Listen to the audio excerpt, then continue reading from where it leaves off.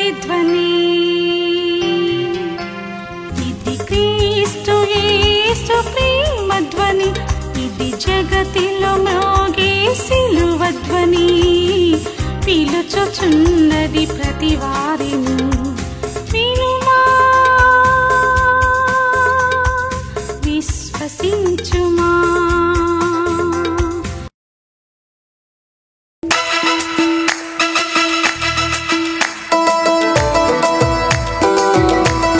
చప్పట్లు కొట్టాలి, అందరూ చప్పట్లు కొట్టాలి.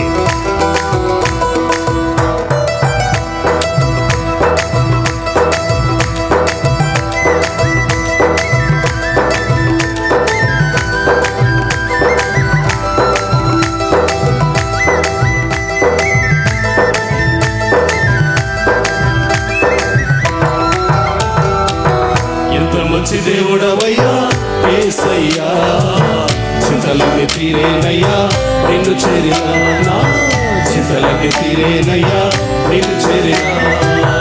ఎంత మంచి దేవుడవయ్యా యేసయ్యా, చింతలన్నీ తీరేనయ్యా నిన్ను చేరినా, నా చింతలన్నీ తీరేనయ్యా నిన్ను చేరినా.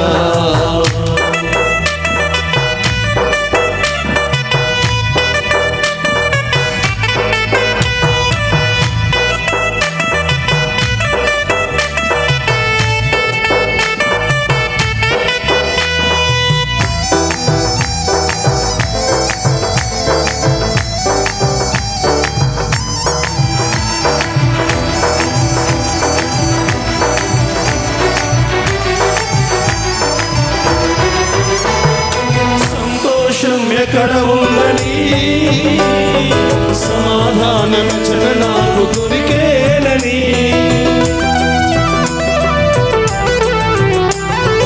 సంతోషం ఎక్కడ ఉందని సమాధానం నాకు దొరికేనని. జగమంతా వెతికాను జనులందరిని అడిగాను, జగమంతా వెతికాను జనులందరిని అడిగాను, చివరి కది నీలోనే కనుగొన్నాను, చివరి కది నీలోనే కనుగొన్నాను. ఎంత మంచి దేవుడవయ్యా యేసయ్యా, చింతలన్నీ తీరేనయ్యా నిన్ను చేరినా, నా చింతలన్నీ తీరేనయ్యా నిన్ను చేరినా.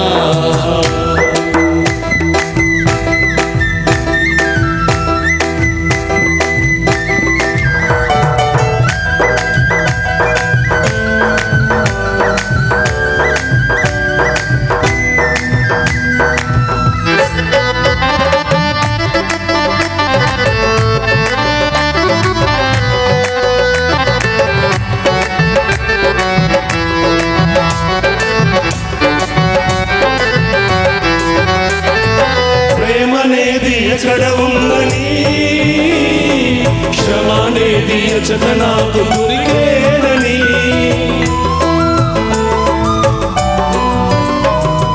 ప్రేమనేది ఎచట ఉందని క్షమానేది ఎచట నాకు దొరికేనని. జనులందరూ అడిగాను స్నేహితులను అడిగాను, బంధువులను వెతికాను స్నేహితులను అడిగాను, చివరి కది నీలోనే కనుగొన్నాను, చివరి కది నీలోనే కనుగొన్నాను. ఎంత మంచి దేవుడవయ్యా యేసయ్యా, చింతలన్నీ తీరేనయ్యా నిన్ను చేరినా, నా చింతలన్నీ తీరేనయ్యా నిన్ను చేరినా.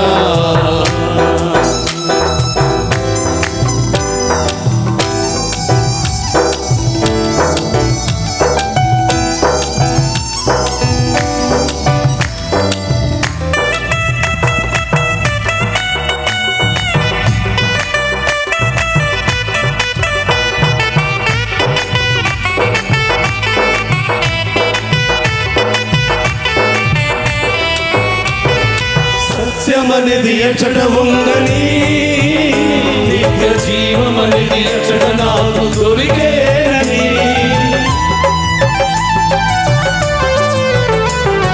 సత్యమనేది ఎచట ఉందని నిత్య జీవమనేది ఎచట నాకు దొరికేనని.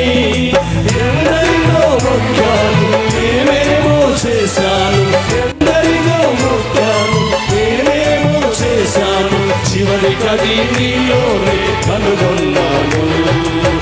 చివరికది నీలోని కనుగొన్నాను.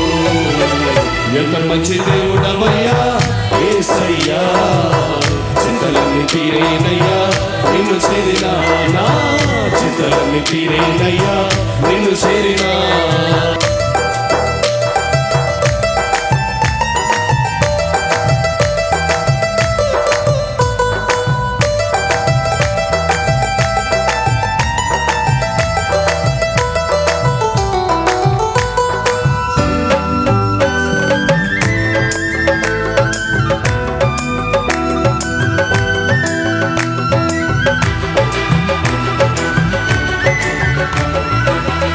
సంతోషం ఎక్కడ ఉందని, సమాధానం ఎచ్చట నాకు దొరికేనని. అందరూ పాడాలి. సంతోషం ఎక్కడ ఉందని, సమాధానం ఎచ్చట నాకు దొరికేనని. జగమందరి వెతికాను, జగమందరి వెతికాను, జగమందరి వెతికాను, జగమందరి వెతికాను. చివరికది నీలోని కనుగొన్నాను, చివరికది నీలోని కనుగొన్నాను. ఎంత మంచి దేవుడవయ్యా యేసయ్యా, చింతలన్నీ తీరేనయ్యా నిన్ను చేరినా, నా చింతలన్నీ తీరేనయ్యా నిన్ను చేరినా. ఎంత మంచి దేవుడవయ్యా యేసయ్యా, చింతలన్నీ తీరేనయ్యా నిన్ను చేరినా, నా చింతలన్నీ తీరేనయ్యా నిన్ను చేరినా. చింతలన్నీ తీరేనయ్యా నిన్ను చేరినా, నా చింతలన్నీ తీరేనయ్యా నిన్ను చేరినా.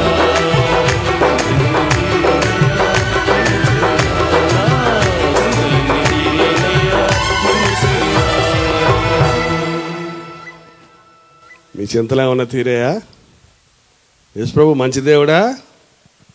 మంచి దేవుడేనా? ఎంత మంచి దేవుడివయ్యా యేసయ్యా.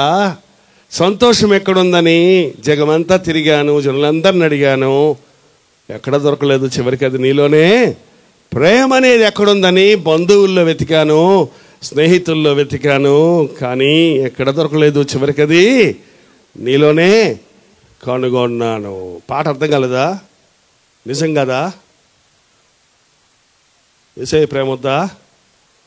లోకంలో పనికిమాలిన ప్రేమలు ఉంటాయి, కావాలా? తగిలించుకొని తీసి పడేసేయి, తగిలించుకొని తీసేయి. యూజ్ అండ్ త్రో అంటారు చూసారా? టీ కప్పులు, కప్పు ప్లాస్టిక్ వస్తాయి చూడండి, తాగినసే తర్వాత తీసి పడేస్తాం. ఈ లోకంలో ప్రేమ అంతే, నిన్ను ఒకళ్ళు వాడుకుంటారు, ఇసిరిపడేస్తారు. కానీ యేసయ్య మాత్రం విడువను ఎడబాయనన్నాడు. లోకంలో ఉన్న సంతోషం అంతా తాత్కాలికమైన సంతోషం, కానీ యేసు ప్రభు ఇచ్చే సంతోషం కడుపులో నుండి జీవజల ధారలు ఊరుతాయి. ఎలాంటి పరిస్థితులైనా కలిగి ఉండే సంతోషం. ఇంకోసారి ఆచరణ మాత్రం పాడుకుందామా? మీరేం చెప్పటం లేదు, మేమే పాడుకుందామా అనుకుంటున్నాం. పాడమంటారా అని నేను అనలేదు, పాడుకుందామా అంటున్నాను. మీరు పాడితేనే. కమాన్ కమాన్, రెడీ. చప్పట్లు చప్పట్లు చప్పట్లు.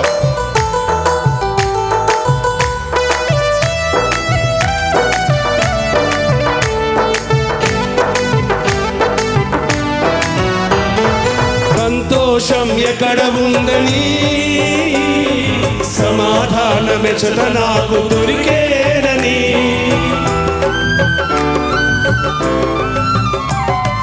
సంతోషం ఎక్కడ ఉందని, సమాధానమెచ్చట నాకు దొరికేనని. జనులందరి వెదికాను, జగమందరి నడిగాను, జగమంతా వెదికాను, జనులందరి నడిగాను. చివరికది నీలోని కనుగొన్నాను, చివరికది యేసులోని కనుగొన్నాను. ఎంత మంచి దేవుడవయ్యా యేసయ్యా, చింతలన్నీ తీరేనయ్యా నిన్ను చేరినా, నా చింతలన్నీ తీరేనయ్యా నిన్ను చేరినా.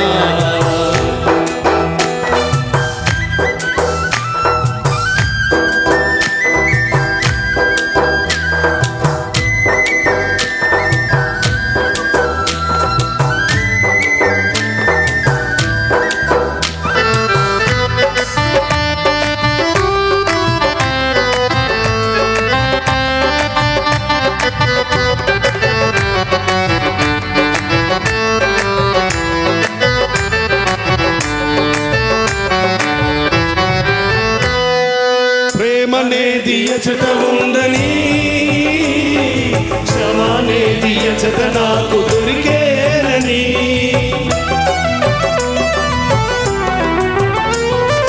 ప్రేమనేది ఎచట ఉందని, క్షమానేది ఎచట నాకు దొరికేనని, బంధువులలో వెదికాను, స్నేహితులను అడిగాను, బంధువులలో వెదికాను, స్నేహితులను అడిగాను, చివరికది నీలోనే కనుగొన్నాను, చివరికది నీలోనే కనుగొన్నాను.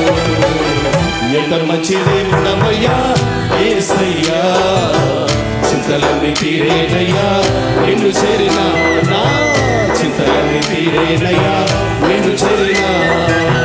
ఎంత మంచి దేవుడవయ్యా యేసయ్యా, చింతలన్నీ తీరేనయ్యా నిన్ను చేరిన, నా చింతలన్నీ తీరేనయ్యా నిన్ను చేరిన, నా చింతలన్నీ తీరేనయ్యా నిన్ను చేరిన. ఓకే, మీ దగ్గర ఎంతమంది దగ్గర బైబిళ్ళు ఉన్నాయి? తెరిచి చూపించండి.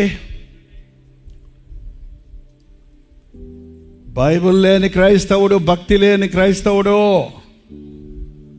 బైబిల్ ఉండి చదవని క్రైస్తవుడు, బుద్ధి లేని క్రైస్తవుడు, చదివి దాని ప్రకారంగా నడుచుకొని క్రైస్తవుడు దరిద్రపు క్రైస్తవుడు. ఏంటండి, బైబిల్ ఉంటే చాలదు, ఏం చేయాలట? చదవాలి. చదివితే చాలదు, ఏం చేయాలంట? చదివిన దాని ప్రకారంగా నడుచుకుంటే ఏమవుతాడు తెలుసా?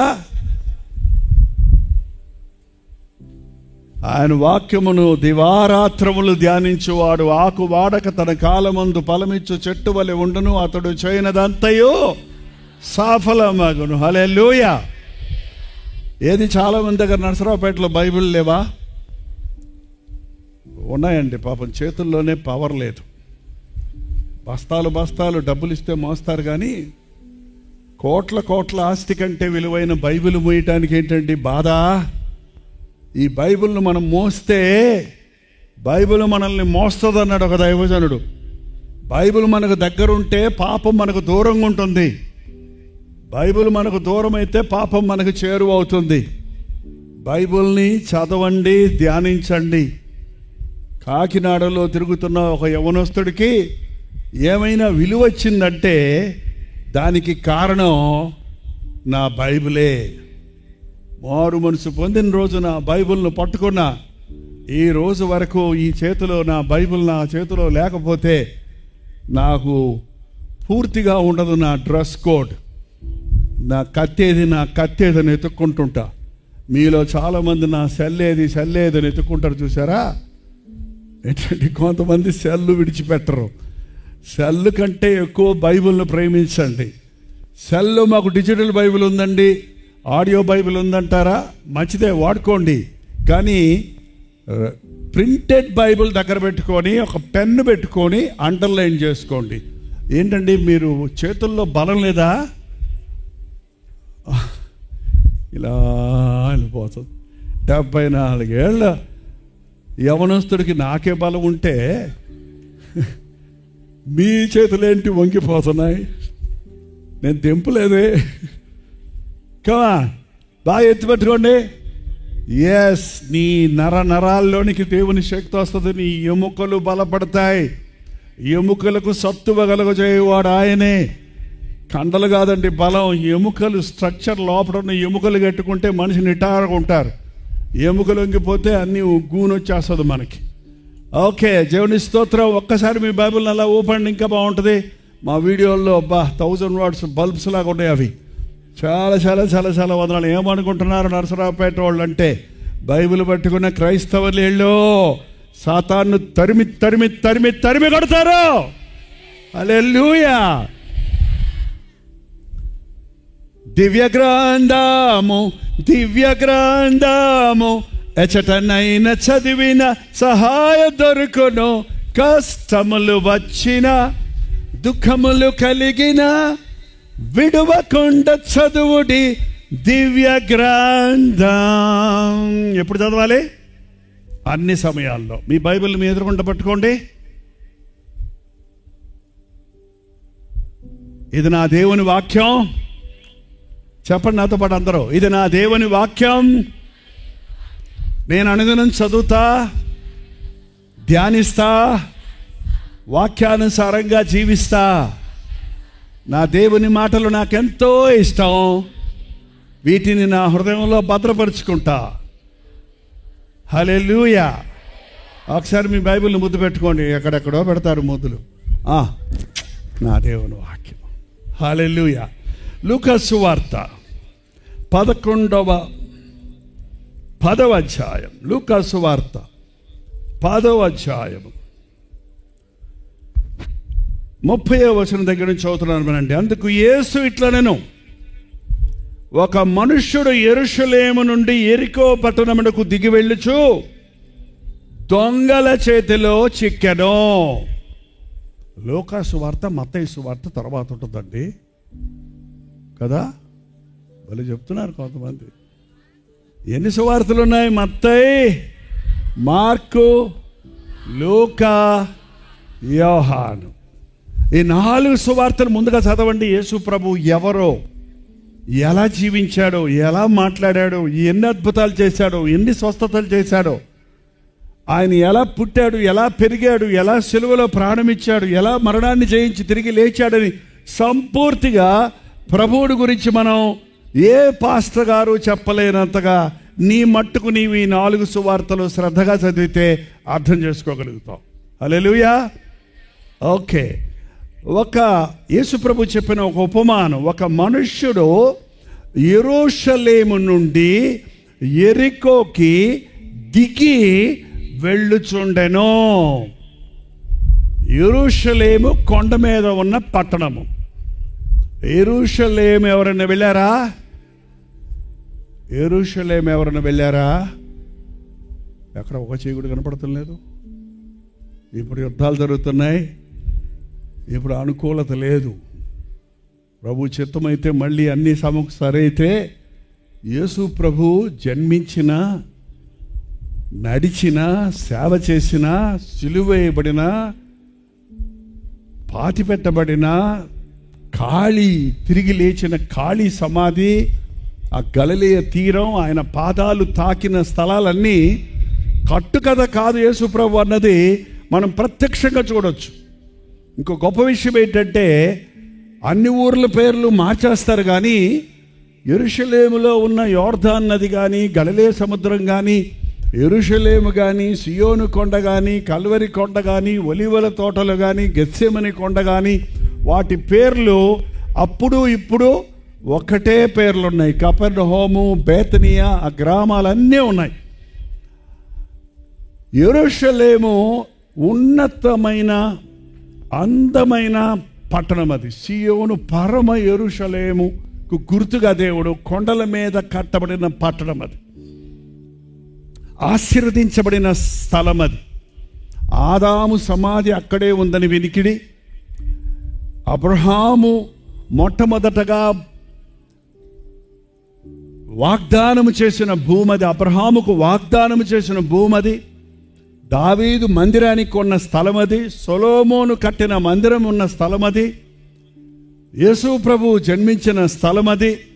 ఆ యెరూషలేం పక్కనే బెత్లెహేము, ఒక చిన్న దగ్గరలో ఉన్న ఒక చిన్న గ్రామం బెత్లెహేము.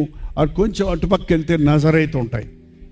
అంటే యెరూషలేం అనగానే దేవుని పట్టణము, దేవుని చేత దీవించబడిన స్థలము. ఈ వ్యక్తి దేవుడు హెచ్చించి ఉన్నతమైన స్థలములో ఉంచితే, ఆశీర్వదించబడిన స్థలములో ఉన్న దీవెనకరమైన కొండ మీద ఉన్న వ్యక్తి యెరూషలేము నుండి యెరికో అనేది, ఎంతమందికి యెరికో తెలుసు? మనకు అవన్నీ తెలీదు. పెప్సీ తెలుసా? కోకోకోలా తెలుసా? అవి తెలుసు. ఏంటండి యెరికో తెలియదా? యెరికో తెలిసిన చేయి చూపించండి. అంటే బైబిల్ చదవరా మీరు? మరి తెలుసు కదా, మరి ఇంకేంటి? జక్కయ్య ఊరని చెప్పండి. ఎవరు ఊరు? అది శపించబడిన స్థలం. యెరికో పాత నిబంధనలు మనం చూస్తున్నాం, శపించబడిన స్థలం.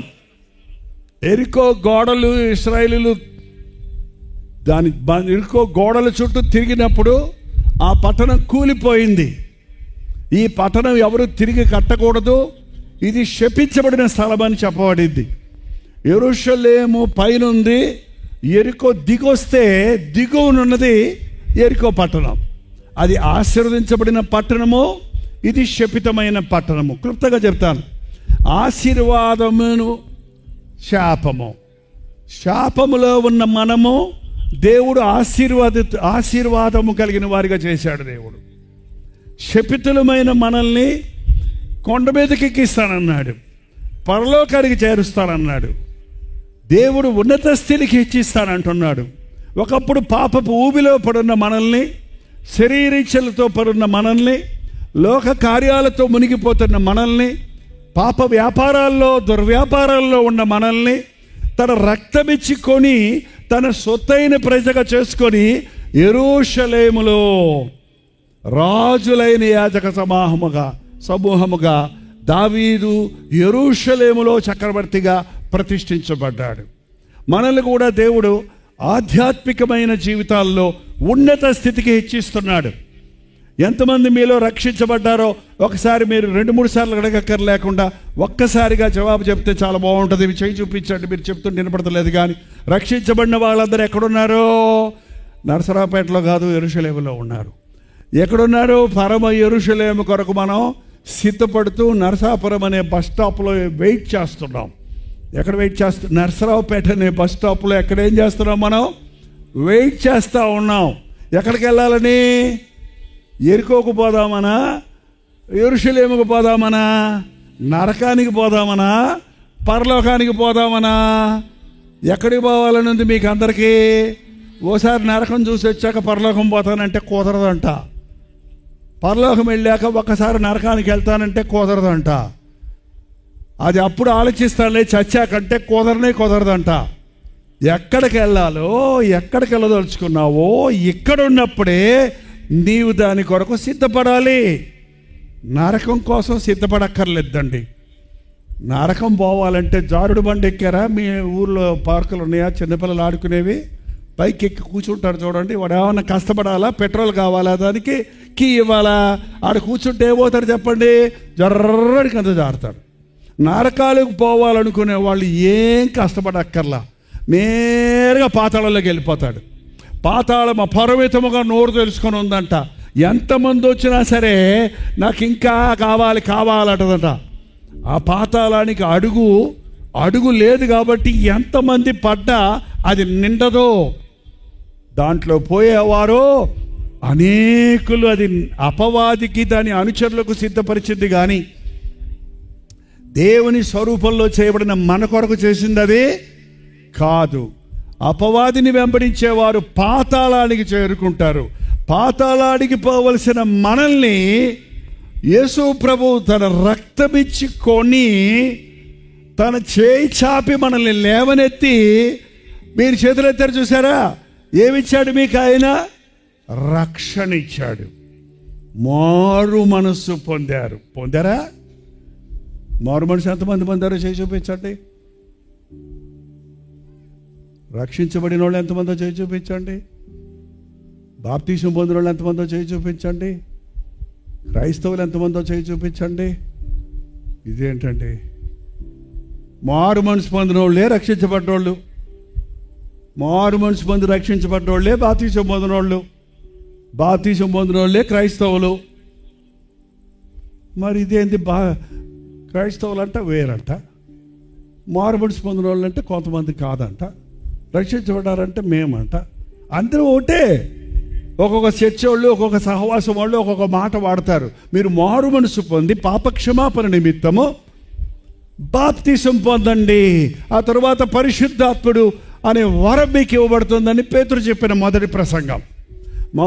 మరి చాలామంది మారు మనసు పొందామంటారు. పరిశుద్ధాత్మను పొందారా అంటే ఇంకా పొందలేదన్నాడు ఆయన. పొందారా లేదా మీరు? పరిశుద్ధాత్మను పొందడానికి పెంతెకోస్తు సంఘానికి వెళ్ళి, మారు మనసు పొందటానికి ఎల్ఈఎఫ్కి వెళ్ళి, రక్షణ పొందటానికి సిఎస్ఐ చర్చికి వెళ్ళి, బాప్తీసం పొందటానికి లూథరన్ చర్చికి వెళ్ళి చిలకరింపు బాప్తీసం పొంది ఇట్లా ఉందా ఎక్కడన్నా? ఇన్ని చర్చిలు తిరగాల్సిన అవసరం లేదు. ప్రతి చర్చి పద్ధతులు వేరున్నా మారు మనసు అనేది వ్యక్తిగతంగా నీ పాపముల కొరకు నీవు పశ్చాత్తాపడి నీకు రావలసిన శిక్షను నీ కొరకు సిలువలో ప్రభువు భరించాడని ఆయనను నీ సొంత రక్షకుడిగా అంగీకరించి నీ పాపములు ఒప్పుకొని విడిచిపెడితే అది మారు మనసు. మన పాపములు మనము ఒప్పుకొనిన ఎడల ఆయన నమ్మదగిన వాడు, నీతిమంతుడు గనక మన సకల దుర్నీతి నుండి మనల్ని ఆయన పవిత్రులుగా చేస్తాడు. మీ పాపాలు ఒప్పుకొని విడిచిపెట్టాం, మా పాపం మీద జయం వచ్చింది అనేవారు ఎవరో హల్లెలూయా చెప్పండి. ఇంకా రాలేదా? పడుతూ లేస్తూ ఉన్నారా? అదే పడుతూ లేస్తూ ఉన్నారు చాలామంది. ఎందుకు పడుతూ లేస్తున్నారు?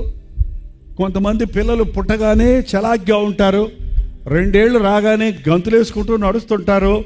కొంతమంది పిల్లలకి 3 ఏళ్ళు వచ్చినా 4 ఏళ్ళు వచ్చినా నడవరు, నడిపిస్తాను ప్రయత్నం తుప్పు పడిపోతుంటారు. వాళ్ళ కాళ్ళల్లో శక్తి ఉండదు. కారణం ఏంటంటారు? ఆ బిడ్డకు సరైన పోషకాహారము ఇవ్వలేదు, ఆ బిడ్డకు డబ్బా పాలు ఇచ్చారేమో, ఆ బిడ్డకు సరైన ఆహారం పెట్టలేదు. 6 నెలలు వచ్చేటప్పటికి అన్నం పెట్టాలి కదండి. 9 ఏళ్ళ వరకు పాలే పట్టిస్తుంటే వాడు ఎట్ట పరిగెడతాడు చెప్పు? పసిపిల్లలకు పాలు, బలవంతులు పెరిగేటప్పుడు వారికి బలమైన ఆహారం ఇవ్వాలి. కానీ ఇవాళ చాలా చర్చెస్లో పాలే తాగుతున్న విశ్వాసులు ఉంటారు. రక్షించబడి ఎన్నేళ్ళు అయింది? 10 ఏళ్ళు అయింది. ఇంకా 10 ఏళ్ళ నుంచి ఏసయ్యా నన్ను క్షమించు, నన్ను క్షమించు, అయ్యా మళ్ళీ పడిపోయానయ్యా, మళ్ళీ లేపానయ్యా, మళ్ళీ పడిపోయానయ్యా అంటుంటే ఏంటన్నమాట? మీరు రక్షణలో బలపడలేదు. అందుకే బలమైన ఆహారము దేవుని వాక్యాన్ని వినాలి. మీరు ఎంతసేపు వాక్యం విన్నా ఆ విన్న వాక్యం మీ హృదయాలలో క్రియ జరగాలంటే మీరు ప్రార్థించుకోవాలి. ఎంతమంది మీలో ప్రార్థన చేస్తారు? చేయి చూపించండి చూద్దాం. మీరు అన్నీ బాగానే ఉన్నారే, మరి ఏంటి ఎంత మరి అన్నీ బాగానే ఉన్నారే? పరలోకమందున్న మా తండ్రి ఆ ప్రార్థన చేస్తారా ఏంటి? నీ నామం పరిశుద్ధపరచుగాక, నీ రాజ్యం వచ్చునుగాక, నీ చుట్టమైతే ఆమేన్ నాయన. అలవాటు ప్రార్థన ఆచార ప్రార్థన కాదండి. ప్రార్థన చేశానే చాలాసేపు ఏం చేసావంటే స్తోత్రం స్తోత్రం స్తోత్రం స్తోత్రం స్తోత్రం స్తోత్రం స్తోత్రం స్తోత్రం స్తోత్రం స్తోత్రం స్తోత్రం. అది ప్రార్థన? అది కాదు ప్రార్థన. ప్రార్థన అంటే దేవునితో మాట్లాడుకోవటం, దేవుని మాటలు వినటం. ఎలాంటి ఎంతమందికి అటువంటి సంబంధం ఉంది? గుంపులో చేసే ప్రార్థన, చర్చిలో చేసే ప్రార్థన చాలదు. యేసుప్రభు చెప్పాడు, ప్రార్థన చేయనప్పుడు నీ గదిలోకి వెళ్ళి తలుపేసుకొని రహస్యమందున్న నీ దేవునికి ప్రార్థన చేయి. చూడండి, మనం రక్షించబడిన తర్వాత దీవించబడతామండి.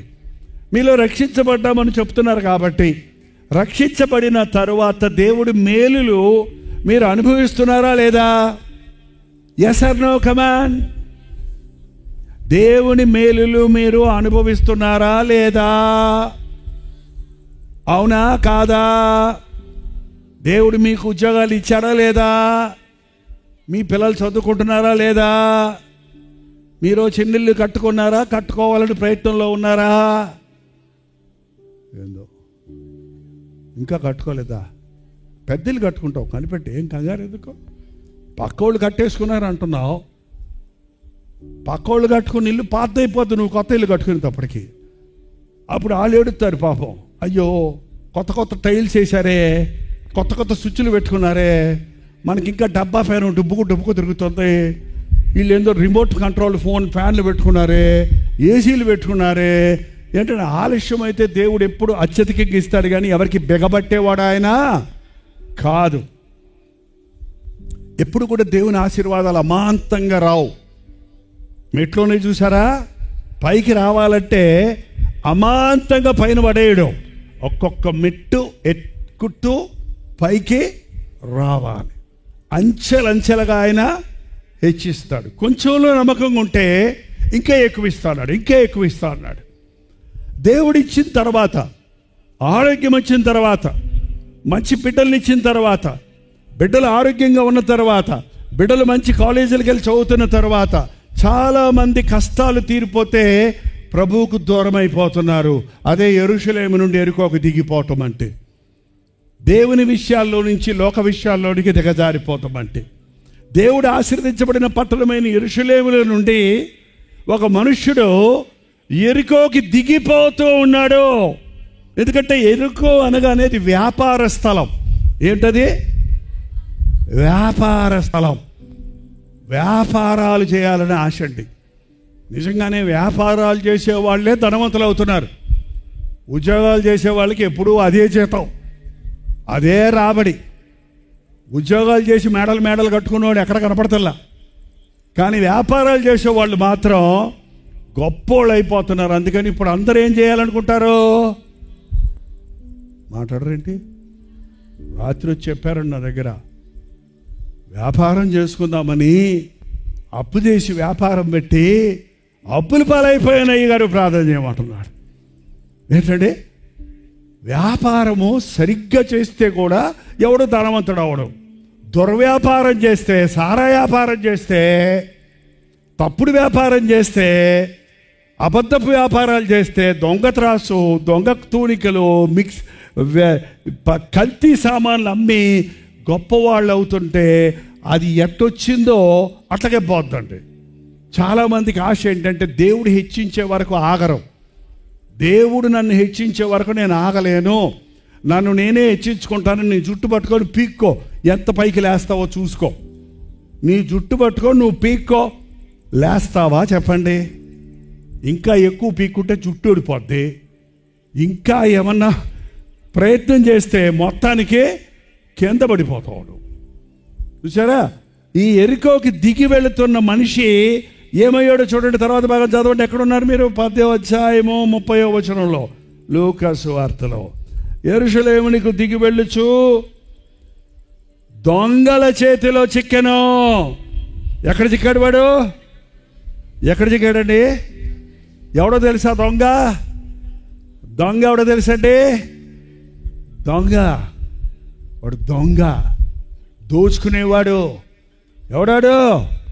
సాతాను దొంగ, అబద్ధికుడు, మోసగాడు, తంత్రగాడు. వాడు నిన్ను దోసుకోవడానికి నిన్ను మోసగిస్తాడు. ఆ రోజు ఆదాము వాళ్ళ దగ్గరికి వెళ్ళి మోసగిచ్చాడు, దేవునికి దూరం చేసి శ్రమల పాలు చేశాడు. ఈరోజు దేవుణ్ణి వెంబడించాలనుకునే వారి దగ్గరకు వచ్చి సాతాను, నీ దేవుడు నీకు ఏం చేశాడు? నీ దేవుడు నీకు ఏం మేలు చేశాడు? నీ దేవుడిని నమ్ముకుంటే నీకు ఇంతేనా? నేను చెప్పినట్టు నువ్వు అంత అయిపోతావు, ఇంత అయిపోతావు, అదైపోతావు, ఇదైపోతావు అని ఆ లేనిపోని ఆశలు పెడతాడండి. పెట్టి దొంగ ఇస్తాడా, తీసుకుంటాడా? దొంగ ఏం చేశాడు అక్కడ? దొంగ ఏం చేశాడంటే దొంగల చేతిలో చిక్కుకొన్నాడు. వాడు ఏం చేశాడో చూడండి. వారు అతని బట్టలు దోచుకొని అతన్ని కొట్టి కొర ప్రాణముతో విడిచిపెట్టిపోయాడు. వాళ్ళ ఎంతమంది సాతాను చేతుల్లో చిక్కుకొని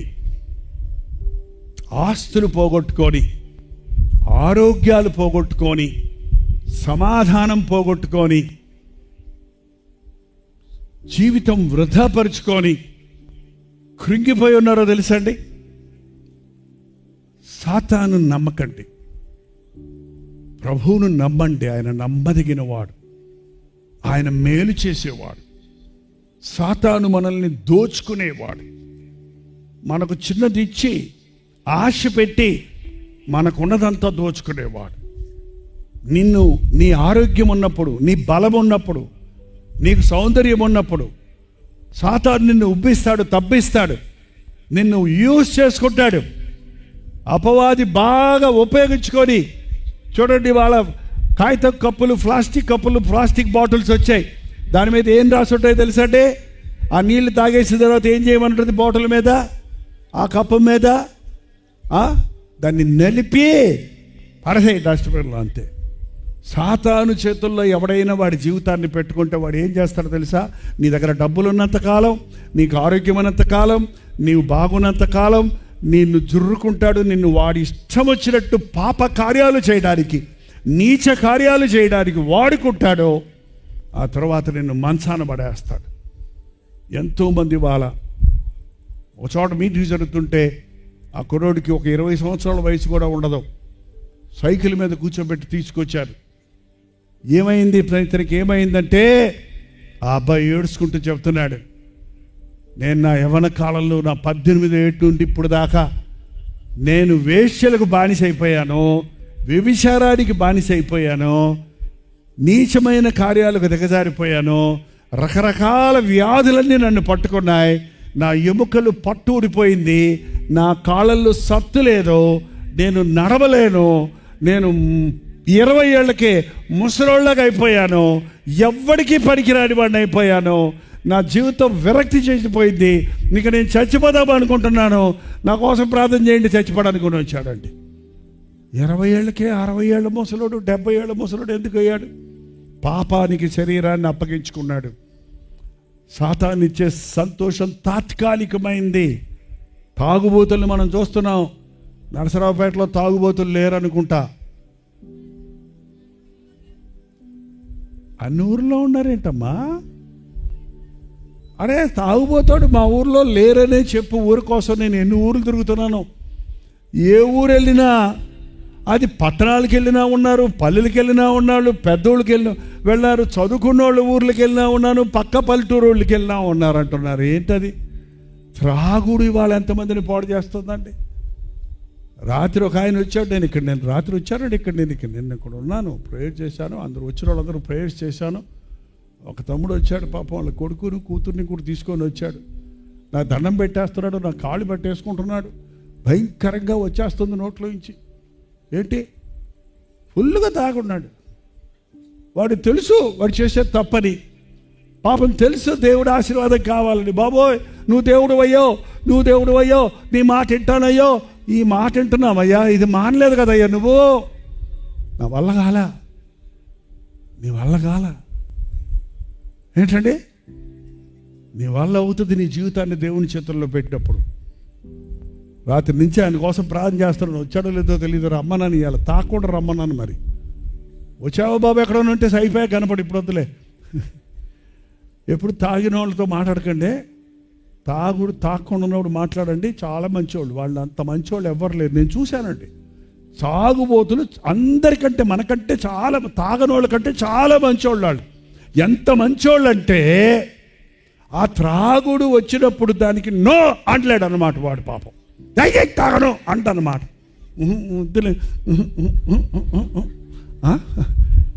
మొహమాటం ఎక్కువ కాబట్టి ఏమైపోతాడో దాన్ని బానిస అయిపోతున్నాడు. ఆ తాగుడు వెళ్ళగానే మనిషి విపరీతంగా మారిపోతున్నాడు. కుటుంబాలను నాశనం చేసుకుంటున్నాడు, శరీరం నాశనం చేసుకుంటున్నాడు, సంపాదన నాశనం చేసుకుంటున్నాడు. సాతాను చేతిలో పెడితే తాపిస్తాడు, నీకేదో ఒక మత్తు ఇస్తాడు. ఆ మత్తులో నువ్వేదో ఎక్కడో ఉన్నావు అనుకుంటున్నావు, కానీ ఎక్కడున్నావు అంటే పొరదకుంటలోనే పడున్నావు, ఎక్కడున్నావు అంటే నడు రోడ్లో పడున్నావు, నవ్వులు పాలవుతున్నావు. అది తెలుసుకునేటప్పటికీ అతని జీవితం వృధా అయిపోతుందండి. సాతాను దొంగ. మీరెప్పుడు సాతానుకి చోటు ఇవ్వక, అపవాదికి చోటు ఇవ్వకుడి అని బైబిల్ చెప్తుంది. అపవాదిని ఎదిరించండి, వాడు మీ ఎదురు నుండి పారిపోతాడు. వాడు శుభ్రంగా దొంగలు అతన్ని దోచుకొని అతని వస్త్రాలు, అతని దగ్గర ఉన్న సొత్తు సొమ్ము అంతా దోచుకొని కొట్టి కొరప్రాణంతో విడిచిపెట్టిపోయారంటాడు. కొట్టి ఇవాళ త్రాగేవాడు తను తాను కొట్టుకుంటున్నాడండి. జారత్వము చేసేవాడు తన శరీరాన్ని నాశనం చేసుకుంటున్నాడు. ఒకడు అగ్ని మీద నడిచిన అతని కాళ్ళు కమలకుండునా, అతడు ఒడిలో అగ్ని ఉంచుకుని అతని ఒడి కాలకుండునా, తన పొరుగువాని భార్యను కూడువారు ఆ ప్రకారముగా నాశనమగును అని బైబిల్ రాయబడిందండి. జారత్వము చేయువాడు కేవలము బుద్ధిశూన్యుడు. మనుషుడు చేసే ప్రతి పాపము దేహమునకు వెలుపల ఉన్నది, కానీ జాగ్రత్తము చేయవాడు తన సొంత శరీరానికి హానికరంగా పాపం చేస్తున్నాడు.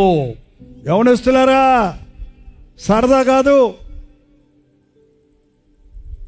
చిన్న వయసులోనే బాయ్ ఫ్రెండ్స్, గర్ల్ ఫ్రెండ్స్ అని వరుసవాయులు లేకుండా, భయభక్తులు లేకుండా ఈ లోకంలో ఉన్నటువంటి ఈ వ్యభిచార తరములో ఉన్న బొమ్మలు చూసి, మాటలు విని, మనుషులను చూసి అందులో ఏదో ఉందని ఆ పాపాలకు చోటిచ్చేవాడు దానికి బానిసైపోతున్నాడు. తన హృదయం పాడైపోతుంది. యవనస్తుడు జారత్వం అంటే వివాహానికి ముందు శారీర సంబంధమైన కామ కార్యాలకు చోటివ్వడం. వ్యభిచారం అంటే వివాహమైన తరువాత భార్యాభర్తల బంధము బయట, భార్యాభర్తల మధ్యలో ఉన్న సెక్స్ అనేది దేవుడు పరిశుద్ధపరిచి ఇచ్చింది, అది పాపం కాదు. కానీ భార్య ఇతర వివాహేతర సంబంధాలన్నీ కూడా వ్యభిచారము. దేవుడు వ్యభిచారులను, వేశ్యాంగులను తీర్పు తీర్చక తప్పడు. ఇది సర్వసాధారణమైపోయింది ఈ లోకంలో. మీ దేహము దేవుని నిమిత్తమే గాని జారత్వము నిమిత్తమో కాదు. నీ దేహాన్ని దేవాలయంగా కాపాడుకో. నీ హృదయంలో ప్రభువు ఉండాలంటే నీ జీవితం పరిశుద్ధంగా ఉండాలి. నువ్వు పాపం నుంచి, జారత్వం నుండి దూరముగా పారిపోవని దేవుడు వాక్యం సెలవిస్తుంది. పాత నిబంధనలో యోసేపు ఉన్నాడు చూడండి. పోతిఫరు భార్య అతని ఎంటంట తిరుగుతుందంట. నాతో శయనించు, నీ యజమాని చేసేస్తా అని బతిమలాడుతుంది. మనుషులందరినీ పంపించేసి ఒకరోజు దుష్ట అభిప్రాయాలతో నాతో శయనించు, ఎవరు లేరు ఇంట్లో, యజమాని లేరు అని అతన్ని బలవంతం చేయబోతుంటే యోసేపు ఏమన్నాడు తెలుసా? అమ్మ, ఏంది నువ్వు మాట్లాడేది? నువ్వు నా యజమానురాలు భార్యవి, నా తల్లి సమానురాలువి. యజమాని చూడకపోయినా, పనివాళ్ళు చూడకపోయినా, ఎవరూ చూడకపోయినా ఇంత ఘోరమైన దుష్కార్యమును నేను దేవుని ఎదుట ఎలా చేస్తారని ఆమె చేతిలో నుంచి విదిలించుకొని పారిపోయాడన్నది బైబిల్లో. శోధన వచ్చిందండి, పడిపోయానండి, శోధించారంటే చెబుతుంటారు చూడండి. జాగ్రత్తము నుంచి దూరంగా పారిపో.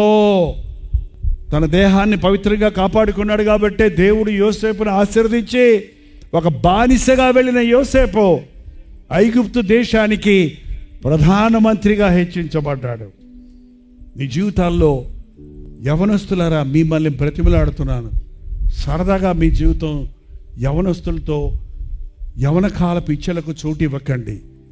ఎంతమంది యవనస్తులు ఉన్నారో ఒకసారి చూడాలనిపిస్తుంది నాకు. ఎందుకంటే ముసలాళ్ళ పని ఇంకా ఇక సగం టికెట్లు, వాళ్ళు ఫుల్ టికెట్లు యవనస్తులు. ఏరి 13 నుండి 33 వయసు ఉన్న వారు అందరూ ఒకసారి చేయి చూపించండి. 13, 14, 15, 16, 17, 18, 19, 20, 21, 22, 23, 24, 25, 26, 27, 28, 29, 30, 31, 32, 33 వయసు ఉన్న వాళ్ళు అందరూ యవనస్తులే ఉన్నారంటే ఇక్కడ. అబ్బా ఎంత మంచి నరసరావుపేట. మీరందరూ మారితే ప్రపంచం మారిపోద్దండి. మీ జీవితాలు దేవునికి ఇస్తే దేవుని కార్యాలు ఘనంగా జరుగుతాయి. మీ ద్వారా దేవుడు ఒంటరైన వారిని 1000 మందిగా చేస్తాడు. ఇమాజిన్ చేయండి, ఇంతమంది ఉన్నారు, ఇంతమంది ఇంటి వేలైతే ఎంతమంది అవుతారో చూడండి. వందనాలు దింపండి. నీ యవ్వనేచ్ఛలను విడిచి పారిపో. 60 ఏళ్ల పౌలు 20 ఏళ్ల తిమోతికి రాస్తున్నాడు ఏమని?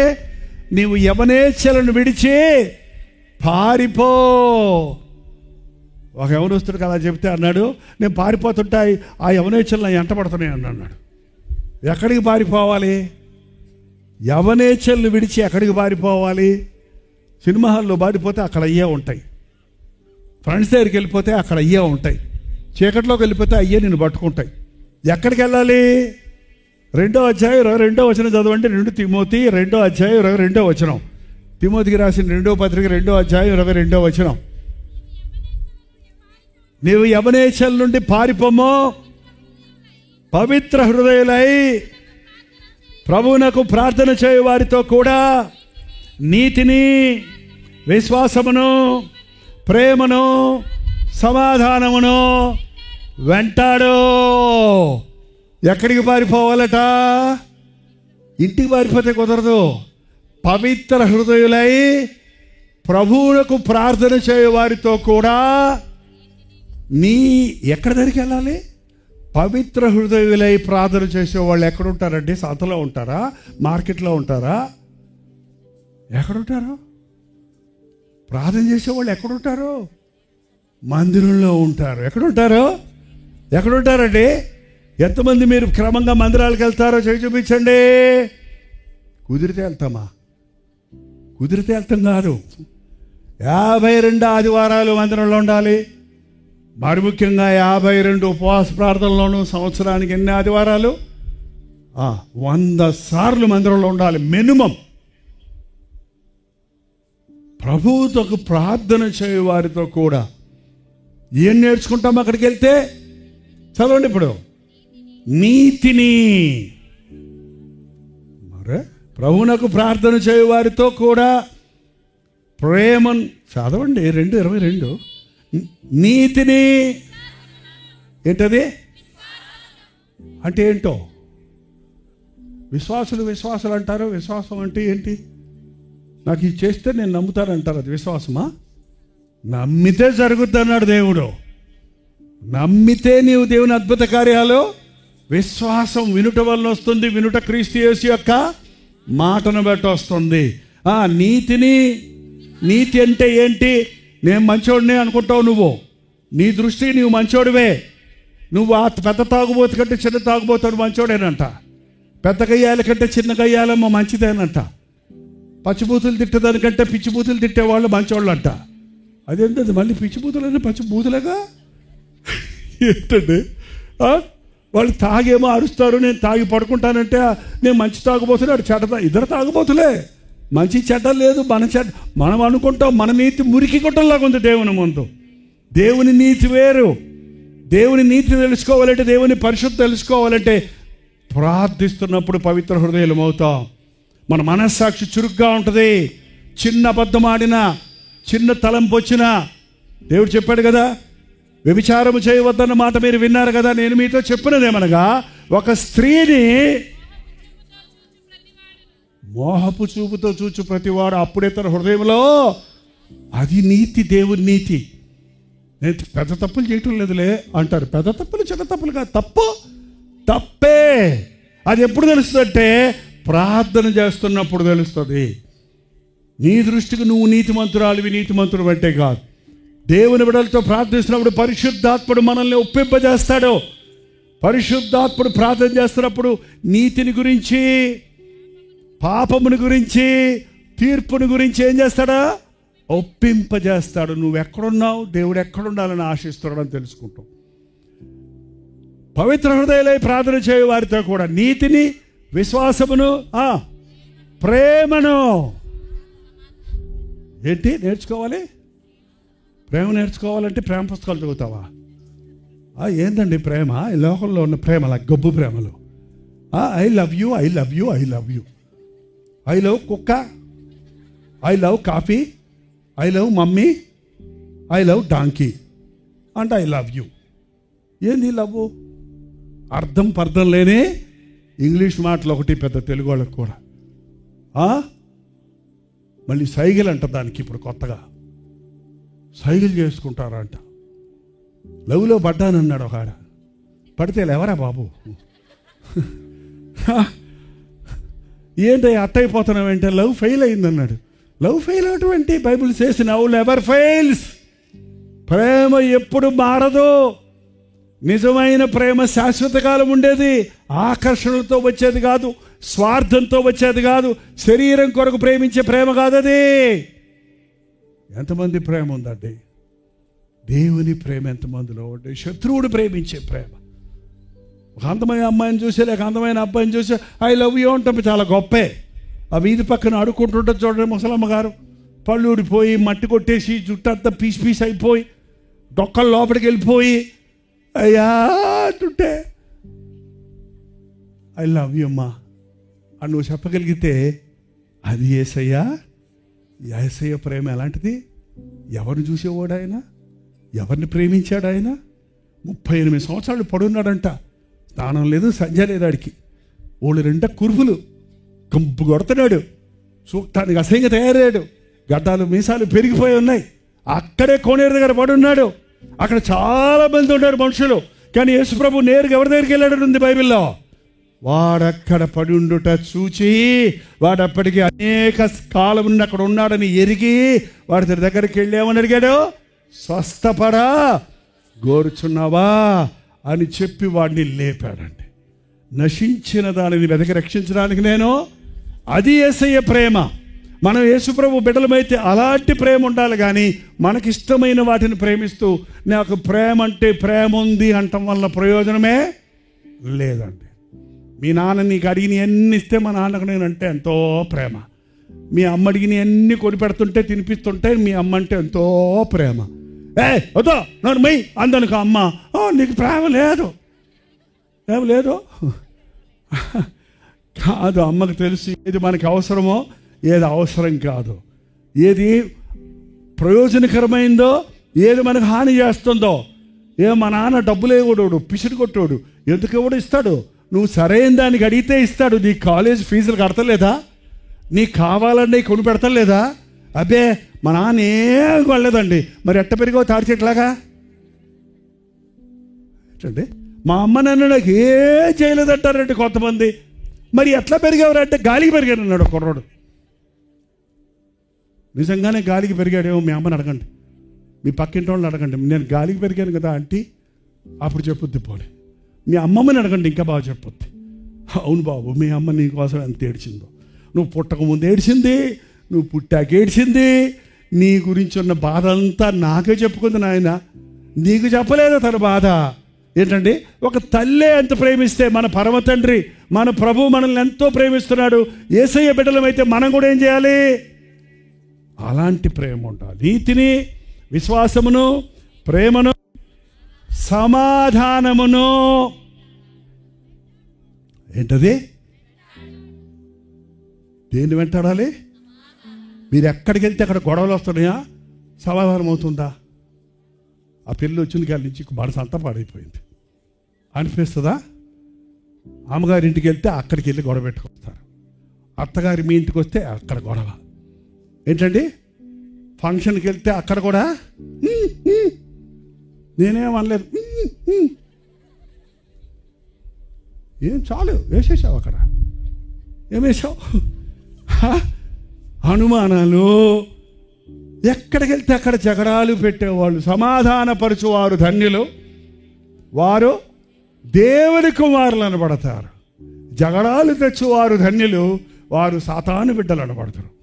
మీరు సాతాను బిడ్డలా, దేవుని బిడ్డలా? సమాధాన పడాలా, సమస్యలు తీసుకురావాలా? అరే ఎంతమంది భార్యాభర్తలు మీరు సమాధానంగా ఉన్నారంటే అసలే? అవునా? నర్సరాపేటలో ఉన్న భార్యాభర్తలు అందరూ ఇంట్లో కూడా ఇలాగే సమాధానంగా ఉంటారా? అసలు అరుచుకోరా? అవునండి, మేము విశ్వాసం కదా, అందుకే మేము పోట్లాడుకోమంద. ఆమె మాట్లాడుకోదంట, పోట్లాడుకోరంట. గుస్సు గుస్సు గుస్సు పెట్టుకుంటారంట మనసులో. పక్క పక్కనే కూర్చుంటారు. తుతులివిగో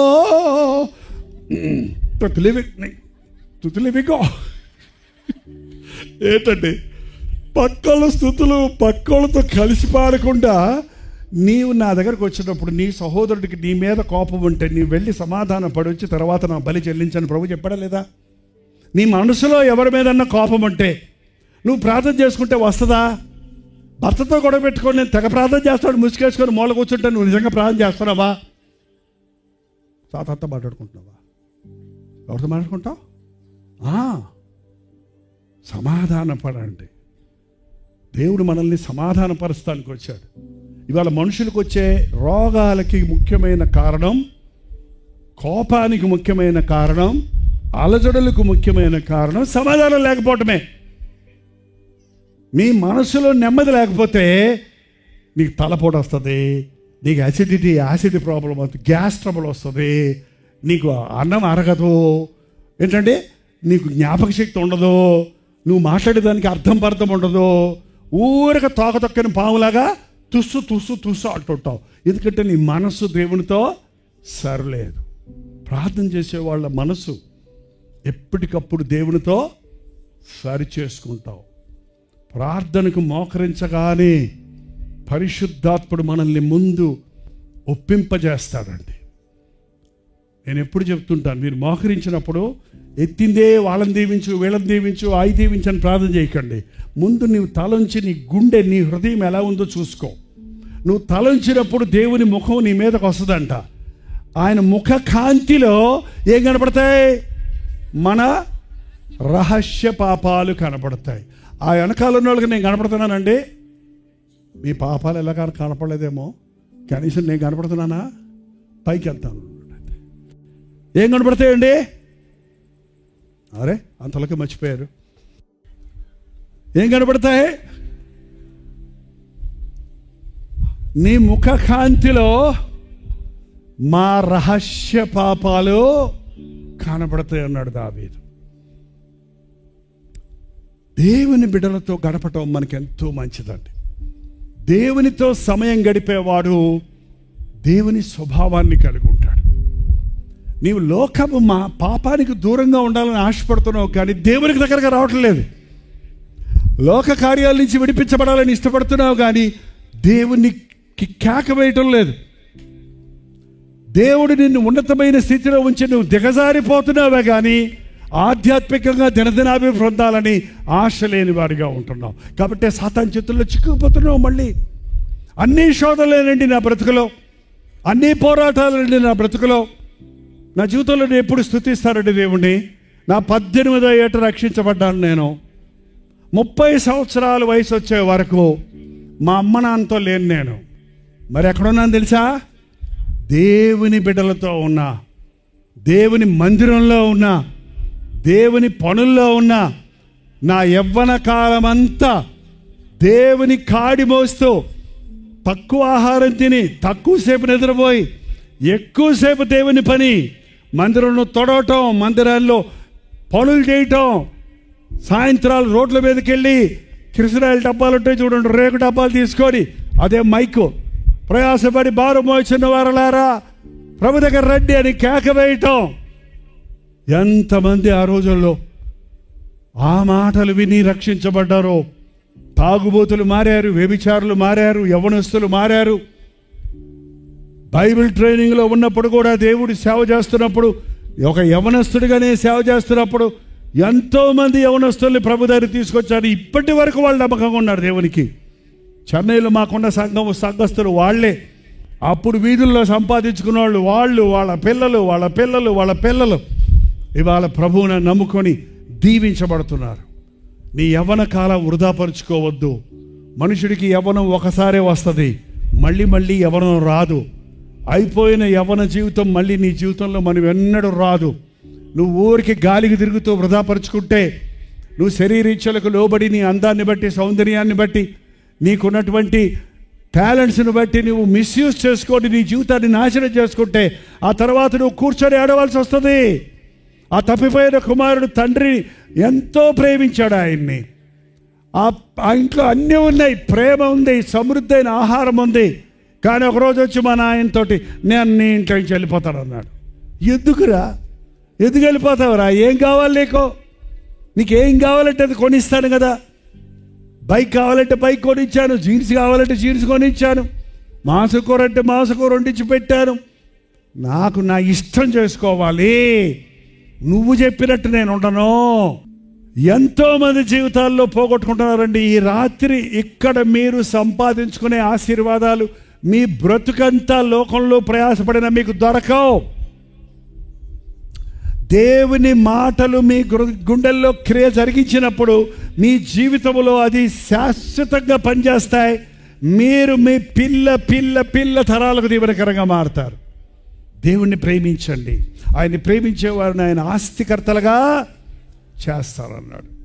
ఇప్పటికే దోచుకొనబడిన వారు చాలామంది ఉన్నారండి. దేవుడిచ్చిన ఆశీర్వాదాలు పోగొట్టుకున్నవారు, దేవుడిచ్చిన బిడ్డలను పోగొట్టుకున్నవారు, దేవుడిచ్చిన ఆరోగ్యం పోగొట్టుకున్నవారు, దేవుడిచ్చిన ఆస్తిని పోగొట్టుకున్నవారు, దేవుడిచ్చిన మనశ్శాంతిని పోగొట్టుకున్నవారు, దేవుడిచ్చినటువంటి సొత్తును పోగొట్టుకున్న వారు, రక్షణ పోగొట్టుకున్న వాళ్ళు కూడా చాలామంది ఉన్నారు. మీతోటే ఈరోజు మాట్లాడుతున్నాడండి. మేము పోగొట్టుకోలేదండి, మేము బాగానే ఉన్నామంటారేమో. ప్రభువు ఈ అంచెదినాల్లో ఉన్న క్రైస్తవుల్ని లవొదికయ సంఘంతో పోల్చాడండి. లవొదికయ సంఘం యొక్క పరిస్థితి ఎట్లుందంటే, ఆ సంఘం నులివెచ్చని స్థితికి దిగజారిపోయింది. ఆ సంఘంలో అన్ని ఆచార భక్తులు ఉన్నాయి, కానీ అక్కడ మొదటి ప్రేమ లేని ఎఫెసీ సంఘము, పేరుకు మాత్రం ఉన్నాను కానీ ఆచార భక్తితో నిండిపోయిన సార్దీస్ సంఘము. 7 సంఘాలు ఉన్నాయండి. నేను 7 సంఘాలు చెప్తే 7 గంటలు అవుద్ది. 7 మాటల్లో ముగిస్తా. ఇప్పటికే చాలామంది ఘోర ప్రాణాలతో ఉన్నారు, ఉసూరుమంటూ ఉన్నారండి. అక్కడ ఒక యాజకుడు వచ్చాడంట, చూశాడంట, నాకెందుకు వచ్చిందిలే వెళ్ళిపోయాడంట. ఒక లేవీయుడు వచ్చాడంట, చూశాడంట, నాకెందుకు వచ్చిందిలే వెళ్ళిపోయాడంట. కానీ ఒక సమరయుడు వచ్చాడంట, అతని మీద జాలిపడి దగ్గరకు పోయి ద్రాక్షరసం పోసి నూనె పోసి గాయాలు కట్టి తన గాడి మీద ఎక్కించుకొని పోటకోళ్ళ హాస్పిటల్కి తీసుకుపోయాడు. జాలిపడ్డాడట. జాలిపడి యేసై ఉన్నాడండి మన మీద. మనం తప్పు చేసి పడిపోయినా, మనం తప్పు చేసి పాడైపోయినా, మన పాపాలను మనం చిక్కుల్లో పడిపోయినా, మన అవిశ్వాసాన్ని బట్టి మన జీవితాలు పాడు చేసుకున్నా, ఆయన మాట వినని మూలన సాతాను చేతుల్లో చిక్కుకున్నా మనల్ని విడిచిపెట్టేవాడు కాదు మన యేసయ్య. నే ఆ జీవితంలో నేను అనుభవించానండి. యేసయ్యలాగా ప్రేమించేవాడు ఈ ప్రపంచంలో మరొకడు లేడు. నిన్ను కన్న తల్లిదండ్రులు కానీ, నీ తోబుట్టువులు కానీ, నీ బంధువులు కానీ, నీ శ్రేయోభిలాషులు కానీ ఎవరు నిన్ను ఆయనలాగా ప్రేమించలేరండి. నీ ప్రాణ స్నేహితుడు కూడా అవసరమైతే నీ ప్రాణం తీస్తాడు, కానీ ప్రాణాన్ని ఇచ్చిన వాడు ప్రభు అయినా యేసుక్రీస్తు ఒక్కడే. ఆయన్ని నమ్మిన వాడు, ఆయన కేక వేసిన వాడు విడిపించబడతాడు, ఆదరించబడతాడు. అతన్ని చూసి అతని మీద జాలిపడి అతని గాయాలు కట్టి, గాయాలు చాలామంది హృదయాల్లో శరీరానికి గాయమైతే కట్టుకుంటామండి. మనసుకు గాయమైతే ఎలా కడతావు? మనసుకు గాయమైతే ఎలా కడతావు? ఒక సోదరుడు చెప్తున్నాడు, అయ్యా నా 2 బిడ్డల్ని నన్ను వదిలేసి నా భార్య మరొకటితో వెళ్ళిపోయిందయ్యా. ఆ అమ్మాయిని నేను ఎంతో ప్రేమించాను. నా బిడ్డలకు తల్లి కావాలి, నాకు భార్య కావాలి అని నేను వెళ్ళి ఆమె దగ్గరికి వెళ్ళి, అమ్మా ఏదో అయ్యింది, రా ఇంటికి పోదాం, నేను నిన్నేమన్ను, నేను నిన్ను క్షమిస్తున్నాను, నా బిడ్డలకు తల్లి కావాలి, నాకు నువ్వు కావాలని ఏడుస్తూ బతిమిలాడి పిలిచానయ్యా. పొరాదండి, నన్ను పొరాదండి అని ఏడుస్తున్నాడు చిన్నపిల్లోళ్ళలాగా. ఏమైందండి ఆయన గుండెకి? ఏమైపోయిందండి ఆయన గుండెకి? గాయమైపోయింది. ఆ గాయాన్ని మాన్పడానికి ఏ మందు పనికి వస్తుంది? అందుకే మందు తాగుతున్నారంటారు. ఏంటమ్మా మందు? మన ఆంధ్రాలో మందు తాగుతున్నాడంటే తాగని అమ్మా నన్ను నా తెలియక. అది కాదండి, ఆ మందండి. ఏ మందు? బ్రాందీలు, సారాయిలు. ఎందుకు తాగుతున్నాడు? ఆ మనస్సాక్షిని చంపుకోవడానికి తాగుతున్నాడు పాపం. అది చస్తుందా? ఆ మొత్తం వాడికి తెలియలా. ఆ తర్వాత మళ్ళీ మరింత వేదనే. ఎంతమంది ఈ రోజున మానసిక గాయాలతో ఉన్నారు. నా భర్త నన్ను అన్యాయం చేశాడయ్యా, ఆడపిల్ల పుట్టిద్దని. ఇదేం విపరీతం అండి! ఈ రోజుల్లో కూడా ఆడపిల్లలు పిల్లలు కాదా? ఎంతమందికి ఆడపిల్లలు ఉన్నారు? చేయి చూపించండి. అబ్బా, మీరు నాకంటే ధన్యులు. మాకు ఆడపిల్లలు లేరు, అందుకే మా కోడళ్ళు మా కుమార్తెలు అయిపోయారు. ఇప్పుడు ఆడపిల్లలు లేని కొరతకి మాకు 6 మనవరాళ్ళు పెట్టేశారండి. ఇంటి నిండా ఆడపిల్లలే ఇప్పుడు. ఎంత సందడో, నేను ఎంత మిస్ అయ్యానో మా మగపిల్లలు పెంచుతున్నప్పుడు అని ఇప్పుడు అర్థమవుతుంది. ఆడపిల్లలకు ఉన్న ప్రేమ, వాళ్ళకున్న సందడి, ఎంత సంతోషం. తండ్రిని పట్టించుకునేది కొడుకు కాదండి, తల కొరి పెడతానికి కొడుకు కావాలంటే ఎవడన్నా పెట్టవచ్చు, ఎందుకు తగలబెడతానికి చచ్చిన తర్వాత. నాన్న అన్నం తిన్నావా అని అడిగేది కొడుకు అడుగుతాడా, కూతురు అడుగుద్దా? అమ్మ నీకు చీర తెచ్చాను, నా చీర మా తెలియకుండా కట్టుకొని మా అమ్మ ఇస్తుందా, మీ కొడుకు ఇస్తాడా నీకు? కొందాం అనుకున్నానమ్మా, నా భార్య ఒప్పుకోవట్లేదమ్మా, నీకు చీర కొనాలని నాకు ఎంతో ఆశ అంటాడు. అంతే, కొంటావు, కావాలంటే భార్య కొనుక్కుంటాడు కదా. ఏంటంటే ఆడపిల్ల పుట్టిందని నన్ను, బిడ్డ పుట్టి 3 నెలలైనా చూడటానికి రాలేదంటే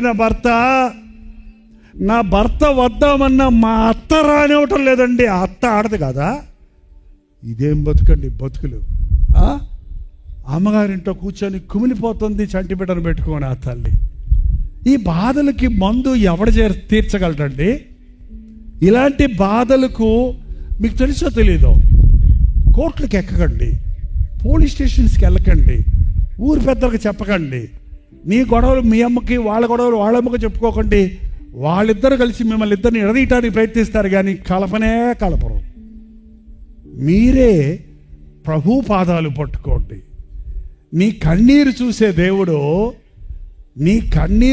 దేవుడు, యవ్వన కాలములో విడిచిపెట్టబడిన భార్య పక్షములో నేను ఉత్తరవాదిగా ఉంటానన్నాడు దేవుడు. అన్యాయము చేయబడిన వారి పక్షములో, అది భర్త అయినా సరే, భార్య అయినా సరే, ఫ్రెండ్ అయినా సరే, శత్రువు అయినా సరే, అన్యాయము నువ్వు చేయబడ్డావంటే న్యాయము కొరకు నీ పక్షంలో ఉంటాడు ప్రభు. నీకు న్యాయం జరిగిస్తాడు. నాకు న్యాయం జరిగించని అడగండి, నా మొరలు ఆలకించమని అడగండి. ఎన్ని విరిగిపోయిన కుటుంబాలు కట్టబడ్డాయో ప్రార్థించే స్త్రీల వలన. అందుకనే బైబిల్ చెప్తుందండి, జ్ఞానవంతురాలు తన ఇల్లు కట్టును, 3 రాళ్ళు తన చేతులతో తన ఇల్లు ఓడబెరుకును. ఇవాళ సమాధానం లేకుండానే ఎంతోమంది విరక్తి చెందుతున్నారండి. ఎంతోమంది పిల్లలు, యవనస్తులు యవన కాలపు పాపాలకు చోటిచ్చి చచ్చిపోదామనే మనస్తత్వం కలిగి ఉన్నారు. నేను చాలా తప్పులు చేశాను, నన్ను ఇంకా దేవుడు కూడా క్షమించడు అనే ఆలోచన ఎప్పుడైనా నీకు వచ్చిందా? దేవుడు దిగొచ్చినా నా సమస్యలు తీరవు అనే ఆలోచనలు నీకు ఎప్పుడైనా వచ్చాయా? ఈ కొరప్రాణంతో కొట్టబడిన వాడు అనుకున్నాడు, ఇంక అయిపోయింది నా బ్రతుకు, ఇక ఈ నడి రోడ్డులో దిక్కుమాలిన చావే నాకు అనుకున్నాడు. కానీ అతన్ని చూచిన జాలి పడిన ప్రభు అయిన యేసు క్రీస్తుకు గుర్తుగా ఉన్న ఆ సమరయుడు ఆయన గాయాలు కట్టి ఆయనకు ఉపశమనమిచ్చి ఆయన్ని స్వస్థపరిచినట్లుగా దేవుడిని గాయాలు కట్టువాడు. దేవునికి అసాధ్యమైంది ఏదీ లేదు. నువ్వు ఎంత అధోగతికి దిగజారిపోయినా, ఏ మనుషుడు నిన్ను క్షమించలేకపోయినా ప్రభు ఎల్లప్పుడూ నిన్ను క్షమించడానికి సిద్ధంగా ఉన్నాడు. మీ జీవితాల్లో ఎప్పుడు కూడా ఇంక నాకు ఈ బ్రతుకొద్దు, ఇంక నేనేం చెయ్యలేను, ఇంక నాకు పిల్లలు పుట్టరు, ఈ నింద భరించలేను, నా కుటుంబం కట్టబడదు, నేను ఈ మద్యం అలవాటు నుంచి బయటపడలేను, నాకు ఉద్యోగం ఇక దొరకదు, నా జీవితం ఇంతే అనుకొని విరక్తి చెందిన వారు ఇక్కడ ఉన్నారా? మీతోనే దేవుడి రాత్రి మాట్లాడుతున్నాడు.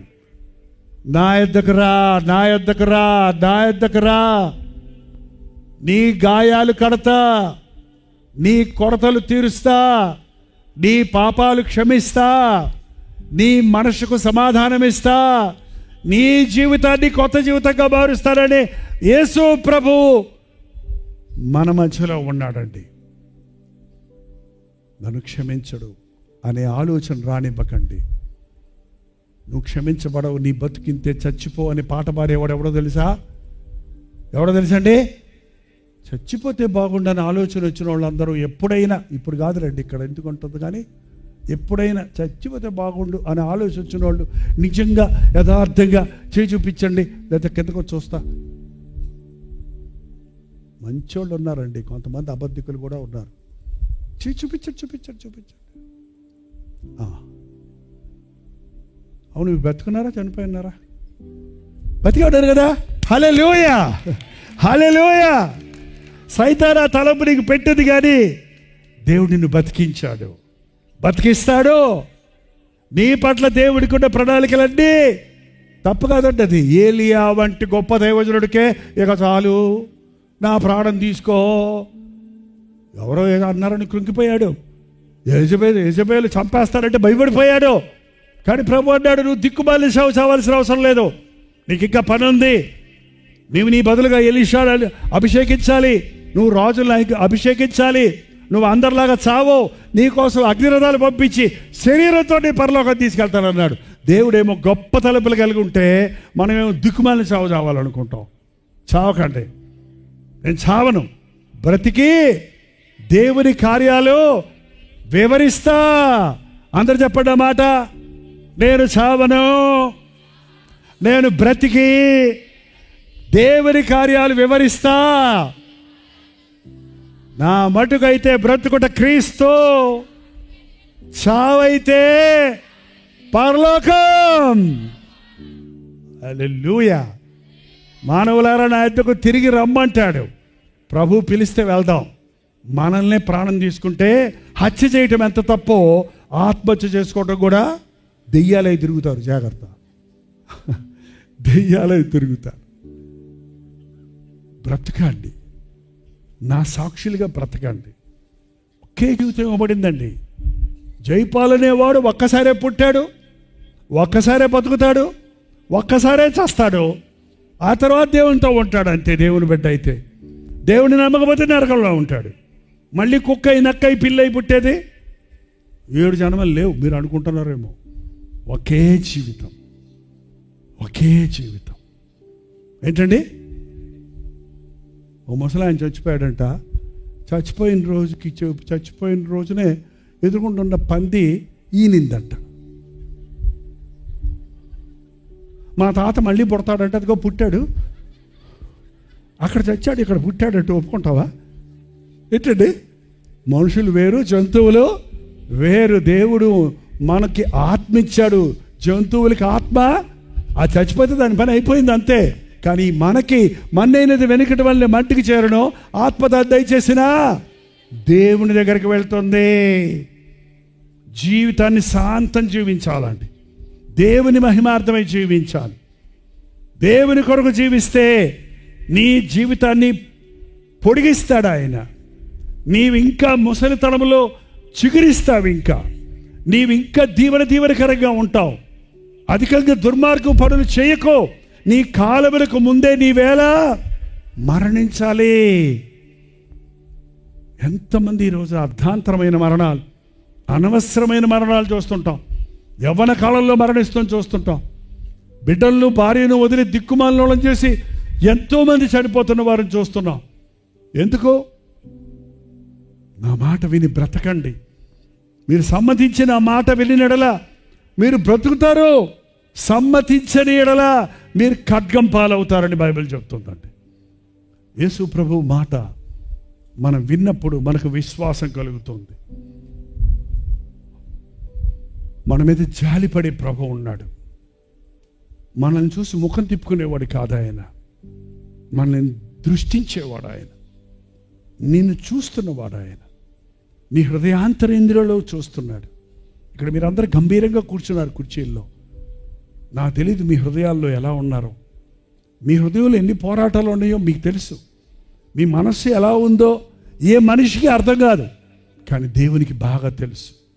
నీకు ఎప్పుడు కృంగిపోతున్నావు, ఎప్పుడు నువ్వు విపరీతమైన ఆలోచనలతో నిండుతున్నావు, నీ జీవితంలో ఏది ఎప్పుడు నీకు అవసరమని నిన్ను పరిశీలించేవాడు ప్రభు. మీకు ఒక సంగతి చెప్పనా? మన ప్రభు ఎంత గొప్పవాడంటే, ఇక్కడున్న మనందరం ఒకేసారి ప్రార్థన చేసిన, మనమే కాదు ప్రపంచంలో ఏ భాష వాడు, ఏ జాతి వాడు, ఏ దేశంలో నుండి ఎక్కడ నుండి ప్రార్థన చేసినా, అందరూ ఒకే సమయంలో ప్రార్థన చేసిన, అందరి ప్రార్థన ఒకేసారి వినగలిగినంత గొప్ప దేవుడు నా దేవుడు. హల్లెలూయా. మీరు అందరూ నలుగురు ఒక మాట చెప్తే ఏది మనకు అర్థం కాదు. కానీ మనం ఇంతమంది మీ దేవునికి మన బాధలు చెప్పుకున్నా మనందరి ప్రార్థనలు స్పష్టంగా వినపడతాయట. ఇక్కడ చూడండి, ఈ మిక్సర్లు ఉన్నాయి ఈ ఆడియోలో. దీనికి 100 ఛానల్స్ ఉంటాయి, 120 ఛానల్స్ ఉంటాయి. ఒక దాంట్లో కీబోర్డ్ వస్తుంది, ఒక దాంట్లో తబలా వస్తుంది, ఒక దాంట్లో ఇంకోటి వస్తుంది, ఒక దాంట్లో పాస్టర్ వాయిస్ వస్తుంది, ఇంకోసారి సింగర్ వాయిస్ వస్తుంది. అన్నీ దేనికి దానికి వెళ్ళి అన్నీ కలిసి వస్తాయి అక్కడ. అంటే దేనికి దానికి అది స్పష్టంగా వెళ్ళిపోతుంది లోపలికి. ఒక మామూలు మనుషుడే ఇలాంటివి తలపరుచుకుంటే నీకు నీ దేవునికి ఒక డైరెక్ట్ లైన్ అప్పుడే వేసి పెట్టాడు దేవుడు. నీ నెంబరు దేవునికి డైరెక్ట్గా చెవిలోకి రింగ్ అవుద్ది. నాకు పెట్టారు చూడండి ఇక్కడ ఏదో, నీదనపడద్ది నాదనపడద్ది, ఎవడిది వాడిది కలవకుండా స్పష్టంగా వినపడద్ది. ఎంత గొప్ప దేవుడు అండి నా దేవుడు. ఎంత ఉంటాడా, ఎంత ఉంటాడా. ఆకాశము నా సింహాసనము, భూమి నా పాదపీఠము. ఆకాశం సింహాసనం అంటే ఆకాశం మీద కూర్చుంటే ఇక్కడి నుండి పైన తలదాకా ఇంకా ఎంతెత్తుందో ఊహించుకోండి. ఈ ఆకాశం ఎంతెత్తుందో ఎవరికి తెలియదు. పోతున్నాడు పోతున్నాడు పోతున్నాడు వస్తూనే ఉంది. దీనిపైన ఇంకో ఆకాశం ఉంది, మధ్య ఆకాశం. దానిపైన ఇంకో ఆకాశం ఉంది, మూడో ఆకాశం. ఆ ఆకాశంలో ఆయన కూర్చుంటే ఇంకా పైన ఎంతో వద్దట. ఆయన ఎంత ఉంటాడండి? భూమి అంతా కలిస్తే ఎంత అంట? చపాతీ పీట అంతా. పాదపీఠం అంటే ఎంత ఉంటుంది? చపాతీ పీట ఉందా మీ ఇంట్లో? అంటే భూమి అంతా కలిస్తే అంత. అంతలో నువ్వెంత? నరసరావుపేట ఎక్కడ ఉంది? ఇండియా ఎక్కడ ఉంది? ఆ నరసరావుపేటలో ఈ ఆవరణ ఎక్కడుంది? అందులో నువ్వెక్కడున్నావు? కానీ దేవుడు నీ మీద దృష్టి ఉంచి నీకు ఆలోచన చెప్తానంటున్నాడు. అంటే ఎంత అనంతమైన దేవుడు. ఒకేసారి దేవుణ్ణి డిస్టర్బ్ చేయకూడదు. వాళ్ళు చేసుకుంటున్నారులే ప్రార్థన, నా ప్రార్థన ఎన్నలే అనుకోవద్దండి. ఒకేసారి మనందరం ఏకకంఠంతో ఎవడి బాధలు వాడు చెప్పుకుంటున్నా అందరి ప్రార్థనలు వినగలిగిన దేవుడు ఆయన. ప్రార్థన ఆలకించే దేవుడు. హల్లెలూయా. ఇక్కడ నువ్వు ప్రార్థిస్తే అక్కడ విని. ఇంకో విషయం చెప్పనా? చెప్పమని అడగండి. అందరి ప్రార్థన వినటమే కాదు, ఒకేసారి ఆయన అందరి ప్రార్థనలకు జవాబు ఇవ్వగలిగినంత గొప్ప దేవుడు. నేను జైపాల్తో మాట్లాడుతున్నాను, ఊరుకో అండవు. విఐపీస్తో మాట్లాడుతున్నాను, మీరు అప్పుడు కాదు అండవు. లైన్లో ఫైల్ పెట్టుకొని లైన్ పెడతారు చూడండి, నిలబెడతారు, క్యూలో నిలబడు అండవు. ఒకేసారి అందరికీ గుప్పిలలా విప్పితేనట భూలోకంలో ఉన్న సకల జీవులు తృప్తి అంత పెద్ద చెయ్యి ఆయన చెయ్యి. అంత విశాలమైన ఆశీర్వాదాలు కలిగిన వాడు. ఏమనుకుంటున్నాడు దేవుడు అంటే? ఆకాశం నా సింహాసనం, భూమి నా పాదపీఠం, మీరు నా నిమిత్తమై కట్టనుద్దేశించిన ఆలయమే పాటిది. నేను హస్తకృత్యములైన ఆలయంలో నివసించేవాడని కాదు. నేను మహోన్నతుడిని, మహాగణుడిని, మహోన్నతమైన స్థలంలో నివాసించగలిగిన నిత్య నివాసిని, పరిశుద్ధుడను. అయినను వినయము గల వారి వద్దను, నలిగిన మనస్సు గల వారి వద్దను నివసింపగోరుచున్నాను. బా, అంత గొప్ప దేవుడట. ఎక్కడ నివసిస్తాడట? తగ్గించుకుంటే, పశ్చాత్తాపడితే, విరిగిన హృదయంతో నువ్వు ప్రార్థిస్తుంటే, దేవా నువ్వు నాకు కావాలంటే, నీకు అలా ముట్టుకొని పోవటం కాదు, నీతో నివసిస్తాను అంటే నీలో ఉండగలిగిన వాడు. హల్లెలూయా, హల్లెలూయా. ఈ యేసయ్యను నా సొంత రక్షకుడిగా అంగీకరిస్తున్నాను, ఈ ప్రభు కొరకు నేను జీవిస్తానన్నవారు ఆమెన్ చెప్పండి గట్టిగా. ఆమెన్ చెప్పిన వాళ్ళందరూ మీ స్థలంలో నిలబడండి. ఈ ఆశీర్వాద ప్రార్థనప్పుడు ఎవ్వరు కదలకూడదు. మీరు కొద్ది నిమిషాలు ముందెళ్ళి ఏం సాధించలేరు. మీ హృదయాలలో ప్రభువును భద్రపరుచుకోండి. ఒక్కొక్కసారి నీ ప్రార్థన దేవుడికి వినపడటం లేదంటే విననేరకుండానట్లు ఆయన చెవులు మందము కాలేదు, రక్షింపనేరకుండానట్లు ఆయన హస్తము కురచకాలేదు. కానీ మీ పాపములు మీ దేవునికి ఆయనకి అడ్డంగా వచ్చాయి కనుక ఇదిగో తలలు వంచి మీరు మోకరిస్తే మోకరించగలిగితే మోకరించండి, లేదంటే నిలబడండి, మీ ఇష్టం. కానీ ఈ ప్రార్థనలో పరిశుద్ధాత్ముడు మన మధ్య ఒక గొప్ప కార్యం చేయబోతున్నారు. నీ గాయాలు కట్టి నిన్ను పరామర్శించాలని, నిన్ను ఆశీర్వదించాలని ఆశపడుతున్నారు. దయచేసి ప్రతి ఒక్కరు కళ్ళు మూసుకొని నాతో పాటు ప్రార్థనలు ఏకీభవించండి. ప్రతి ఒక్కరు మీరు కళ్ళు మూసుకొని, అవును ప్రభువా, నా గుండెల్లో పోరాటాలు ఉన్నాయ్యా, నా బ్రతుకులో సమస్యలు ఉన్నాయ్యా, నా కుటుంబంలో సమాధానం లేదయ్యా, నా జీవితంలో అభివృద్ధి లేదయ్యా, అనేక సార్లు విరక్తి చెందానయ్యా, సాతాను చేతుల్లో చిక్కుకున్నానయ్యా, ఇతర అభ్యాసాల నుంచి బయటపడలేకపోతున్నానయ్యా, ఈ పాతాదాము స్వభావం విడిచిపెట్టలేకపోతున్నానయ్యా, శరీరేచ్ఛలతో నిండిపోయానయ్యా, దురాలోచనలతో నిండిపోయానయ్యా, ప్రార్థన నాకు చేత కావటం లేదయ్యా. చెప్పండి, ఆయనతోనే చెప్పండి, నిజస్థితి చెప్పు. ప్రతి ఒక్కరు నోరు తెరిచి ప్రార్థన చేద్దాం.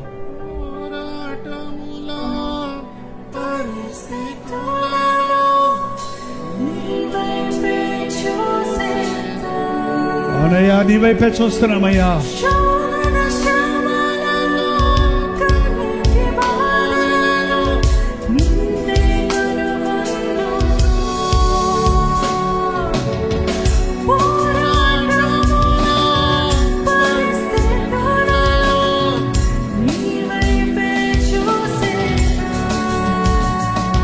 అవునయ్యా,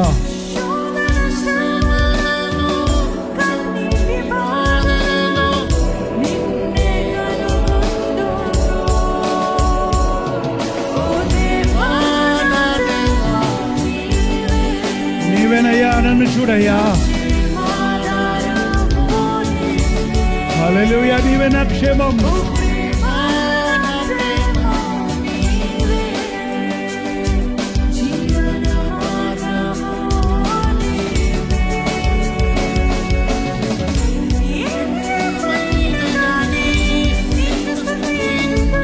నిన్నే స్తుతిస్తాను, నిన్ను విడువనయ్యా. నువ్వు కావాలయ్యా నాకు.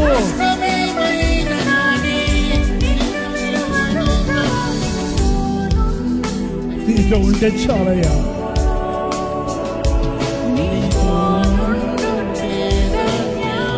అవునయ్యా, వందనాలు తండ్రి.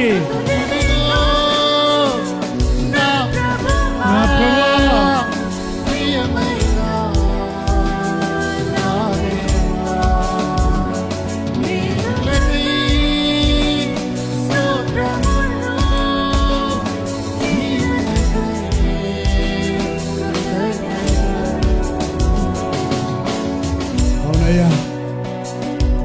మాకు చేసిన మేలులకై వందనములయ్యా. చేతులెత్తిన ప్రతి ఒక్కరిని నీవు చూచావయ్యా, నీవు పుట్టావయ్యా, నీవు మేలు చేసావయ్యా.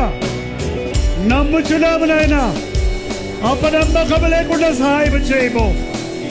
ఈ రాత్రి ఆవరణలో కూడి వచ్చిన ప్రతి ఒక్కరూ, నా యేసయ్య నన్ను ముట్టాడు, నా శాపాన్ని కొట్టివేశాడు, నా గాయాలు మాన్పాడు, నన్ను ఆయన హత్తుకున్నాడన్న విశ్వాసంతో ఇక్కడి నుంచి వెళ్ళడానికి సహాయం చేయము. మీటింగులు ముగిసిన ఈ ప్రాంతాలలో పరిశుద్ధాత్మని కార్యాలు కొనసాగడానికి సహాయం చేయ. ప్రతి ఇంటిలోని వెలుగు, ఎవరెవరు ఎక్కడెక్కడి నుంచి వచ్చారో అక్కడక్కడ వారు నీ జ్యోతులుగా ప్రకాశించినట్లు నీ ఆత్మ పూర్ణులవుటకు పరిశుద్ధాత్మతో మమ్మల్ని అభిషేకించి ఈ రాత్రి మమ్మల్ని దీవించి పంపించమని యేసు క్రీస్తు నామములో అడుగుచున్నాను తండ్రి, ఆమేన్. అందరు లేచి నిలబడండి. ఆశీర్వాద ప్రార్థన. ఆశీర్వాద ప్రార్థనప్పుడు ఎక్కడే ఉండండి. ఆశీర్వాద ప్రార్థన అనేది చాలా ప్రాముఖ్యమైనది. మీరు ఇంతసేపు ఇక్కడ గడిపిన సమయం ముద్రించబడుతుంది. పొద్దునుంచి కంప్యూటర్లో పనిచేసి సేవ్ బటన్ నొక్కకుండా కంప్యూటర్ మూసేస్తే ఏమవుతుందండి? కంప్యూటర్ మీద పనిచేసే వాళ్ళు చెప్పండి. పాటదంతా పోద్ది కదా. ఈ ఆశీర్వాద ప్రార్థన గాడ్ సీల్, దేవుడు మనం విన్నదాన్ని మన హృదయాల్లో ముద్రిస్తాడు. దయచేసి ప్రతి ఒక్కరు తలలు వంచి నాతో పాటు ప్రార్థనలు ఏకీభవించండి. వందనములయ్యా, వందనాలు నాయనా. కోట్ల కోట్ల స్తుతులు చెల్లించిన నీ ప్రణాళికలు, నీ ఉద్దేశములు, నీ యొక్క కార్యములు మేము వివరించి ముగించలేమయ్యా. జాలిపడే దేవుడవు, గాయాలు కట్టే దేవుడవు, కనికరించే దేవుడవు, మమ్మల్ని మోసేవాడివి, మమ్మల్ని పలకరించేవాడివి, మమ్మల్ని ప్రేమించిన వాడివి, మా బాధలు తీర్చేవాడివి, మా సమస్యలు పరిష్కరించేవాడివి. నీ వంటి వాడు ఎవరున్నారయ్యా దేవా? ప్రభువులకు ప్రభువుగా, రాజులకు రాజుగా అతి త్వరలో రానయ్యున్న యేసయ్యా, నీ రాకడ కొరకు మమ్మల్ని సిద్ధపరిచయ్యా. ఈ రాత్రి ఆవరణలో కూడా వారెవ్వరూ ఆ నరకానికి పోకూడదు నాయన. ఏ ఒక్కడు నశించడం నాకు ఇష్టం లేదన్నావు కదా. పరిశుద్ధాత్మని కార్యాలు వీరి హృదయాలలో కొనసాగనిమ్ము, ఈ ప్రాంతాలలో కొనసాగనిమ్ము నాయన. ఈ సమయంలో మేము ప్రార్థిస్తుండగానే ఏ హృదయంలో నుండి ఏ మూలుగు నీ సన్నిధికి చేరుతుందో, ఏ విన్నపము నీ చెవులో గిగ్గురమంటుందో వారికి జవాబులు దయచేయము నాయన. ఇంకా ఎవరి పేరైతే జీవగ్రంథంలో రాయబడలేదో ఈ రాత్రి వారు విరిగిన హృదయంతో నీకు మొరపెడుతుండగా వారి పేర్లు నాయన నమోదు చేసుకుని నీ రాజ్య వారసులుగా మమ్మల్ని చేసుకో. మరొక్కసారి ఈ మీటింగులు సాధ్యపరచుటకు త్యాగముతో కుప్పిలి విప్పిన, కష్టపడి పరిచయలో పాలుపంపులు పొందిన ప్రతి సహోదరుడి కొరకు, సహోదరి కొరకు, ప్రతి సంఘస్థుల కొరకు, విశ్వాసుల కొరకు నీకు స్తుతులు చెల్లిస్తున్నామయ్యా. ముఖ్యంగా పౌల్ గారు వారి ఎన్ని పనులున్నప్పటికీ దేవుని పనిని ముందు పెట్టుకొని త్యాగపూరితముగా చేసిన ప్రతి విధమైన సహాయమును బట్టి వారికి మంచి ఆరోగ్యమును, వారి హృదయంలో సంతృప్తిని, వారి కుటుంబంలో సకల ఆశీర్వాదాలు అనుగ్రహించి ఆ కుటుంబమునకు దీవెన దయచేయి. హాజరైన ప్రతి కుటుంబంలో దీవెన దయచేయి నాయన. తిరిగి వెళ్ళుచుండగా నా సన్నిధి నీకు తోడొచ్చునన్న మాటతో, నేడు నేను నీ ఇంట ఉండవలసి ఉన్నదన్న వాగ్దానముతో మా ప్రతి ఇంటికి నీ సన్నిధిని మోసుకొని వెళ్ళుటకు సహాయం చేయమని, నీ చిత్తమైతే నీ రాకడ ఆలస్యమైతే మరల కలుసుకున్నట్టుకు అవకాశాలు కలుగు చేయమని యేసు క్రీస్తు నామములో అడుగుచున్నాము తండ్రి, ఆమేన్.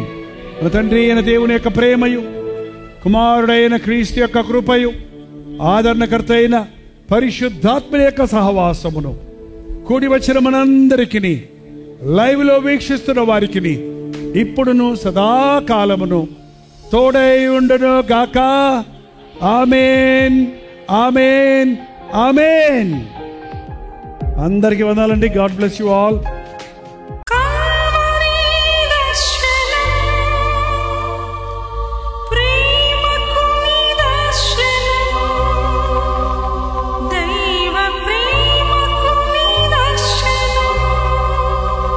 తెలుగు, తమిళ, హిందీ, మలయాళం, బెంగాలీ, ఒరియా అనే 6 భాషల్లో టెలివిజన్ ప్రోగ్రామ్స్ కొనసాగుతూనే ఉన్నాయి. భారభరితమైన పరిచయంలో మీరు సహకరించాలని ఆశిస్తే, ప్రభు మిమ్మల్ని ప్రేరేపిస్తే మీ విరాళాలు, కానుకలు డాక్టర్ జై ఫౌండేషన్స్ అనే ట్రస్ట్ నెంబర్కి మీరు పంపించవచ్చు. అవి నేరుగా టీవీ ఛానల్స్కి వెళ్తాయి. అందులో ఏది మేము మా సొంత ఖర్చుల కొరకు ముట్టుకోవటం లేదు, వేరే పరిచయ కొరకు ముట్టుకోవటం లేదు. టెలివిజన్ పరిచయలో ఇంకా సువార్త వెళ్ళని వారికి అది అందించాలని ఆశతో ఒక 20 సంవత్సరాలుగా కొనసాగుతున్న పరిచయం కొరకు ప్రార్థించండి, మీ సహకారాన్ని అందించండి. ఈ విషయం మీకు ఇంకా వివరాలు కావాలంటే 89393939 అనే నెంబర్కి మార్నింగ్ 10 నుంచి ఈవినింగ్ 10 లోపల మీరు ఫోన్ చేయండి, వివరాలు మీకు తెలియజేస్తాయి.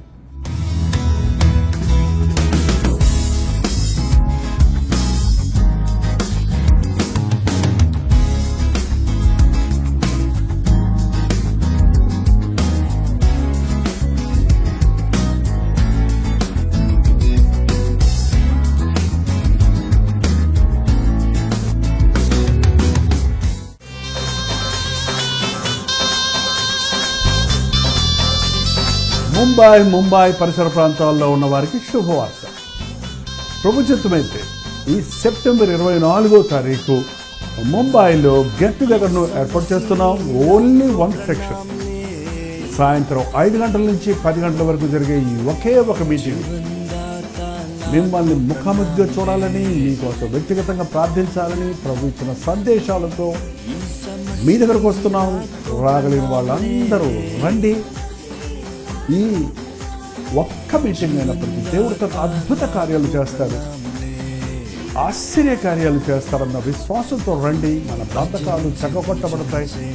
మనకు కావలసిన విడుదల, జయము ఇవ్వడానికి, పరిశుద్ధాత్మని కార్యములు జరగడానికి ఎంతో విశ్వాసంతో ఎదురు చూస్తూ చెన్నై నుంచి మేము ముంబై వస్తున్నాం. ముంబైలో పలు ప్రాంతాల్లో ఉన్న మీరు కూడా రండి. ఈ పరిచయలో, ఈ మీటింగ్లో పాల్గొని దైవాశీస్సులు పొందండి. చిరునామా గమనించండి. మీకు అందరికీ తెలిసిన morning star school, cyan, Dharavi, Mumbai.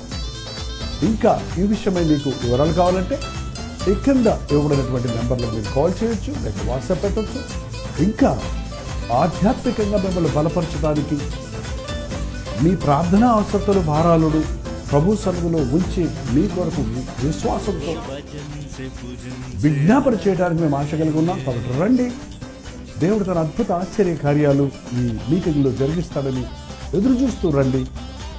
దేవుని సన్నిధిని అనుభవిద్దాం, ఆయన్ని ఆరాధిద్దాం. మీ స్నేహితుల్ని, బంధువులను కూడా ఆహ్వానించాం. గుర్తుపెట్టుకోండి, సెప్టెంబర్ 24వ తారీఖు సాయంత్రం 5 గంటలకి morning star school, cyan, Dharavi, ముంబైలో 1 మీటింగ్ జరుగుతుంది. మిమ్మల్ని ముఖాముఖిగా చూడాలని, వ్యక్తిగతంగా ప్రార్థించాలని ఆశిస్తున్నాను. రండి, దీవించబడండి.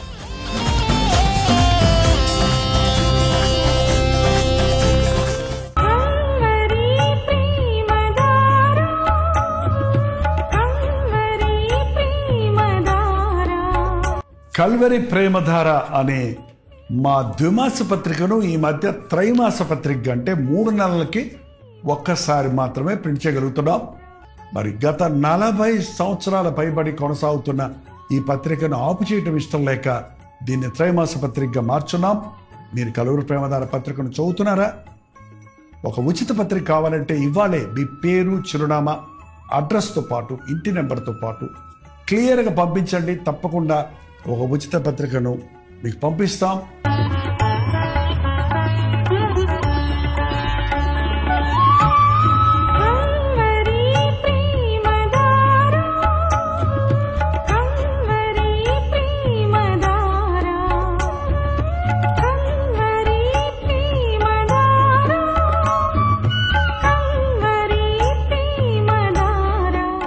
ఒక నిమిషం.